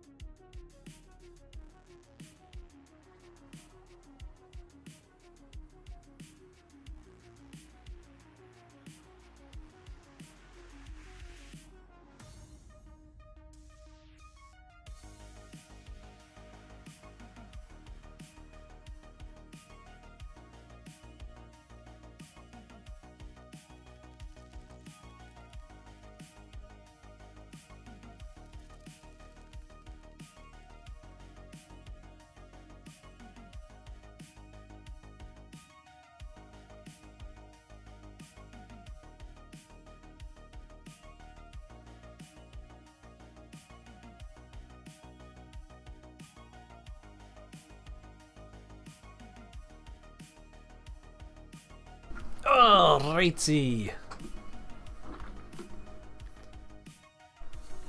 We're back. I don't have the spanners for Curio, but I'm curious, do you invite people to your orbiter to let them search, or is it basically a guided tour to find it? I'd bring them into the orbiter to find it. You get 1 minute in the orbiter to look around. Trust me, 1 minute goes by very, very quickly for the one searching. They will panic and will likely miss it. It's not even in a difficult spot. But it is when you're there. That much I can guarantee. Alright, if you've not already grabbed a ticket, well, it probably means you didn't want to have it anyway, because that is going to be all the time to enter into the giveaway. Let's close the entries now. And of course, due to stream delay, that now was slightly before you'd have done it. If the bot said too many tickets, it just means you already had one, Gazig. Keeping trying doesn't change it. You already had a ticket. But alright then. Sorry, Bushi. A little bit too slow on the draw there. You've had 3 hours to enter. You'll just have to catch it on the next one on Wednesday. But for now, we have our entries. Only one of them can be a winner. The winner today is indeed going to be Anastasia13. Anastasia, congratulations. You are the winner today. I'll be contacting you via Twitch DM just shortly after the stream. Get hold of your Warframe username, platform, and cross-save status. Get that platinum sent on over to you. GG's on that, Anastasia. And everyone else, thank you very, very much for joining in, especially those of you who supported the stream today. There's been huge amounts of support today on stream. I cannot thank you enough for that. I really do appreciate it. With that said, we are going to be raiding on over to another part of the Warframe community. Let's see, where can we raid today? As ever is the question, where can we raid today? That's assuming we have got a good option to raid to. I assume there should be one, but let's see what we got here. Not going there. Certainly not going there.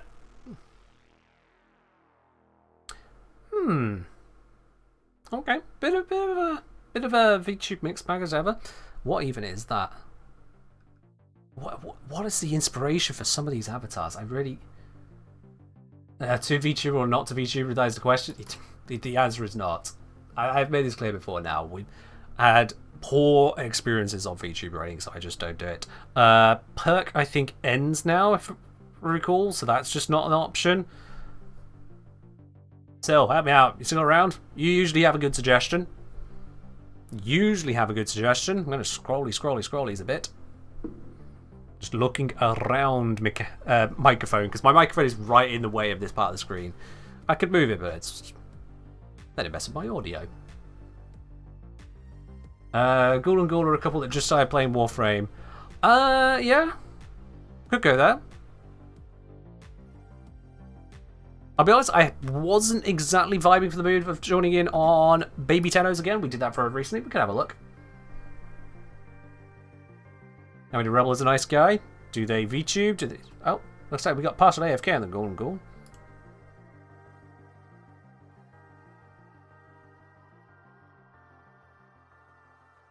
Why not? Let's pop in on the Golden Ghoul. Why not? Let's give a nice warm welcome into the Warframe community, shall we? We can do that. And the raid is up. There we are then. Alright, so we're popping on over to then see what they're all about. But that is all from me today. Thank you very much for joining in on the stream today. I hope you have yourselves a wonderful start to your week. And I'll see you in the next one on Wednesday when Protea should be with us. Till then, bye-bye.